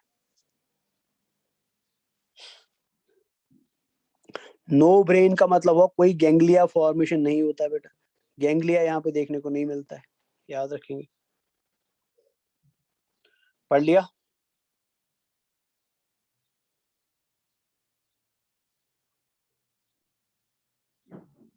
Yes sir. चलिए। In starfish, when it injures, the animal readily breaks off its own arm. The process is called autotomy. It serves as a means of protection बेटा। मतलब अगर आप स्टारफिश को या किसी भी कैंडोम के किसी पार्ट को पकड़ेंगे तो वो अपना वो पार्ट बेटा काट के फेंक देगा अपने आप को बचाने के लिए। ये काट के फेंकना बेटा, इसको हम क्या बोलते हैं? This is called as autotomy. Classification की बात करते हैं तो based on the shape of body and digestive system, हमने इकाइनोडर्म्स को बेटा डिवाइड किया है इनटू द फॉलोइंग क्लासेस, जिसमें से 5 क्लासेस आपको याद रखनी है। इसमें से फर्स्ट है एस्टेरॉयडी, सेकंड है ओफियोयूरिडिया बेटा, थर्ड है इकाइनोडिया, फोर्थ है होलोथ्यूरिडिया एंड फिफ्थ है क्राइनोडिया बेटा। तो सबसे पहले एस्टेरॉयडी। एस्टेरॉयडी स्टार के समान होते हैं बेटा, यहाँ पे देख लीजिए एस्टेरॉयडी है। स्टार फिश किससे बिलोंग करती है? एस्टेरॉयडी से बिलोंग, बिकॉज स्टार के समान होते हैं। अगर आप स्टार फिश को ध्यान से देखो, इसकी 5 आर्म आपको दिखाई दे रही है, 2, 3, 4 एंड 5। लेकिन पांचों आर्म बेटा आपको क्लियरली नहीं दिखाई दे रहा कि ये सेंटर में कहाँ से निकल रही है। आप ये नहीं बता सकते ये आर्म इधर से निकल रहा है या इस पॉइंट से निकल रहा है या ये वाला आर्म इस, बिकॉज यहाँ पे क्लियर डिमार्केशन बेटा इस चीज का नहीं है। तो वो इकाइनोडर्म्स जो स्टार के समान होते हैं और जिनमें बेटा हम ये नहीं बता सकते हैं कि आर्म सेंट्रल डिस्क से किस पॉइंट से बाहर आ रही है, वो किससे बिलोंग करते हैं बेटा? वो एस्टेरॉयडी से बिलोंग करते हैं। वो इकाइनोडर्म्स बेटा जो स्टार के समान है और जिनमें आप क्लियरली बता सकते हो कि आर्म सेंट्रल डिस्क से कहाँ से निकल रही है बेटा, उनको हम ओफियोयूरिडिया बोलते हैं। यहाँ पे देख लीजिए, ये सेंट्रल डिस्क हो गया बेटा, इधर सेंट्रल डिस्क, तो आपको क्लियरली दिखाई दे रहा है ये आर्म इस पॉइंट से निकल रही है, ये आर्म इस पॉइंट से निकल रही है, ये आर्म इस पॉइंट से निकल रही है, ये इधर से और ये इधर से। बट यहाँ पे आप ऐसा नहीं बता सकते, ये भी स्टार के जैसा ही है, ये भी स्टार के जैसा ही है। बट प्रॉब्लम दोनों में क्या है? प्रॉब्लम यहाँ पे क्लियर डिमार्केशन नहीं है कहाँ से निकल रहा है आर्म, और यहाँ पे क्लियर डिमार्केशन है। तो जहां पे आपको बेटा मिले कि क्लियर डिमार्केशन दिखाई दे रही है, वो बिलोंग करेगा एस्टेरॉयडी से। जहां पे क्लियर डिमार्केशन नहीं मिलेगी बेटा, वो बिलोंग करेगा ओफियोयूरिडिया से। तो एस्टेरॉयडी स्टार लाइक होते हैं। Arm are not sharply marked off from the central disc. Arm बेटा सेंट्रल डिस्क से कहां से निकल रही है वो शार्पली हमको नहीं देखने को मिलता है। एग्जाम्पल है स्टारफिश। स्टारफिश का साइंटिफिक नेम है एस्ट्रियास बेटा, और इस क्लास का लार्वा क्या होता है? बाइपिनेरिया लार्वा होता है। सेकेंड है ओफियोयूरिडिया बेटा, ये भी स्टार लाइक होते हैं, but problem arms are sharply marked off from central disc. Arm आपको क्लियरली दिखाई दे रहे हैं सेंट्रल डिस्क से कहां से निकल रही है बेटा। इनका लार्वा है ओफियोप्लूटस। एग्जाम्पल है इनकी बेटा brittle star and basket star. Brittle star को हम ओशियोथ्रिक्स बोलते हैं एंड बास्केट स्टार को हम एस्ट्रोपेक्टिन बोलते हैं बेटा। नेक्स्ट है इकाइनोडिया। ध्यान से देख लीजिए बेटा, ये है आपका सी अर्चिन। याद है ना बेटा, मैंने क्या बोला था? जैकब क्लीन ने इकाइनोडर्मेटा का नाम सबसे पहले किसको दिया था? सी अर्चिन को Sea सर। urchin. और यहाँ पे आपको क्लियरली दिखाई दे रहा है क्यों दिया था, बिकॉज इसमें क्लियरली आपको क्या दिखाई दे रहे हैं? शबाश, दीज एक्सटेंडेड स्पाइन दिखाई दे रहे हैं बेटा। बट बाद में फिर हमने पूरे फाइलम को इकाइनोडर्मेटा बोला था। तो सी अर्चिन किस क्लास से बिलोंग करता है? इकाइनोडिया से बिलोंग करता है। ये कैसे होते हैं? ये ग्लोबुलर डिस्क लाइक होते हैं बेटा, मतलब गोल आकार के होते हैं। यहाँ पे कोई आम वाम आपको बेटा देख लीजिए, कोई आम वाम आपको देखने को नहीं मिलती है। और ये एग्जाम का इंपॉर्टेंट क्वेश्चन है बेटा। इकाइनोडिया के अंदर या सी अर्चिन के अंदर बेटा डाइजेस्टिव सिस्टम में एक स्पेशल स्ट्रक्चर मिलता है जो चीजों को बाइट करता है या उनको चिव करता है बेटा। So this biting and chewing apparatus which is present in the class Echinodia or sea urchin or cake urchin or sand dollar बेटा, this structure is called as Aristotle's lantern बेटा। ये एग्जाम का इंपॉर्टेंट क्वेश्चन है। तो Aristotle lantern कहाँ पे मिलता है? वो मिलता है इकाइनोडर्मेटा के अंदर बेटा। किस क्लास में? सारे इकाइनोडर्मेटा में मिलता है? नहीं, वो इकाइनोडर्मेटा की एक क्लास में मिलता है जिसको हम इकाइनोडिया बोलते हैं, या क्लास ऑफ सी अर्चिन और सैंड डॉलर बेटा, उससे मिलता है। ये याद रखें, एग्जाम में पूछा जाता है। और इनका लार्वा कौन होता है? इकाइनोप्लूटस होता है। एग्जाम्पल इकाइनस को हम सी अर्चिन बोलते हैं, क्लाइपेस्टर को हम केक अर्चिन बोलते हैं, इक हेनरियस को हम सैंड डॉलर बोलते हैं बेटा। याद रहा? क्लियर हो गया? Yes, sir. Yes sir. Next मैंने बोला था बेटा सारे इकाइनोडर्मेटा में स्पाइन्स मिलते हैं एक्सेप्ट सी ककम्बर बेटा, है ना। यहाँ पे देख लीजिए, इसकी बॉडी पे आपको स्पाइन्स देखने को नहीं मिले, डॉट्स है पर कोई स्पाइन देखने को नहीं मिले। इनको सी ककम्बर क्यों बोलते हैं? बिकॉज ये ककम्बर के जैसे ही दिखते हैं बेटा, ठीक है ना। इनकी बॉडी इलोंगेटेड होती है। तो होलोथ्यूरिडिया है बेटा, क्लास होलोथ्यूरिडिया। इसमें सी ककम्बर्स आते हैं बेटा। इनका लार्वा ऑरिक्लेरिया होता है और इनका भी लार्वा ऑरिक्लेरिया होता है, याद रखिए। लॉन्ग सिलेंड्रिकल बॉडी, कोई आर्म नहीं, कोई स्पाइन नहीं बेटा। एग्जाम्पल कुकुमेरिया जिसको हम सी ककम्बर बोलते हैं, होलोथ्यूरिया जिसको भी हम कॉमनली सी ककम्बर बोलते हैं। क्राइनोडिया में देख लीजिए बेटा ब्रांचेड स्ट्रक्चर है, आर्म्स ब्रांचेड होती है बेटा। बॉडी एक यहाँ पे एक जैसे रूट के समान एक स्ट्रक्चर होगा, जिससे बेटा पूरा स्ट्रक्चर एक ही जगह पे फिक्स रहेगा बेटा, इसको हम सिराई बोलेंगे, इसको हम सिराई बोलेंगे बेटा। स्पाइन्स एब्सेंट होते हैं, एग्जांपल एंटेडॉन, कॉमनली हम सी लिली और फेदर स्टार बोलते हैं, होलोपस जिनको हम कॉमनली शॉर्ट में सी लिलीज बोलते हैं। सो this is all about Echinodermata बेटा। तो यहाँ पे हमारा इकाइनोडर्मेटा खत्म हो जाता है। क्लियर हुआ है? Yes, sir. Yes, sir. कोई कंफ्यूजन, कोई डाउट इसमें जो पूछना चाहते हैं आप? नहीं सर। चलिए, तो नोट्स मैं आपको ग्रुप में फॉरवर्ड कर दूंगा। कल मैंने आपके ग्रुप में 2 डीपीपी फॉरवर्ड करी है, तो डीपीपी आप बेटा कल तक, परसों तक, सॉरी कल संडे है, मंडे तक आप उसको सबमिट करें। मंडे को सब लोग उसको बेटा अपने क्लास टीचर को सबमिट करेंगे डीपीपी के आंसर्स को। तो फिर मैं उसके बाद आंसर की बेटा मंडे की इवनिंग में मैं आंसर की फॉरवर्ड कर दूंगा, और आज मैं और एक डीपीपी फॉरवर्ड करूंगा जो आप ट्यूसडे को सबमिट करेंगे। आज और एक डीपीपी मिलेगा तो आप ट्यूसडे को सबमिट करेंगे। ठीक है बच्चा? Yes, सर वो जो तो नोट्स चलिए, है ना सर, हाँ बोलो बोलो।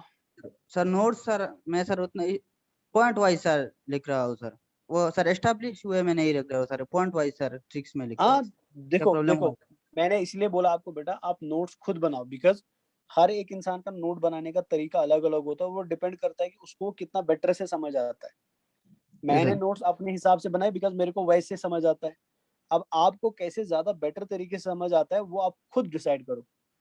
आप समझ रहे हैं ना? Yes sir. मान लीजिए आप में से कोई बच्चा है कि जिसको इकाइनोडर्मेट्स के अंदर ऑलरेडी 10 पॉइंट जबानी याद है, उनको वो रिवाइज करना नहीं चाहता है, रिवाइज करने की जरूरत नहीं है, ऑफ कोर्स बेटा वो बच्चे वो 10 पॉइंट्स नोट्स में नहीं लिखेगा, वो वाले पॉइंट्स ऐड करेगा जो उसको याद नहीं रहते।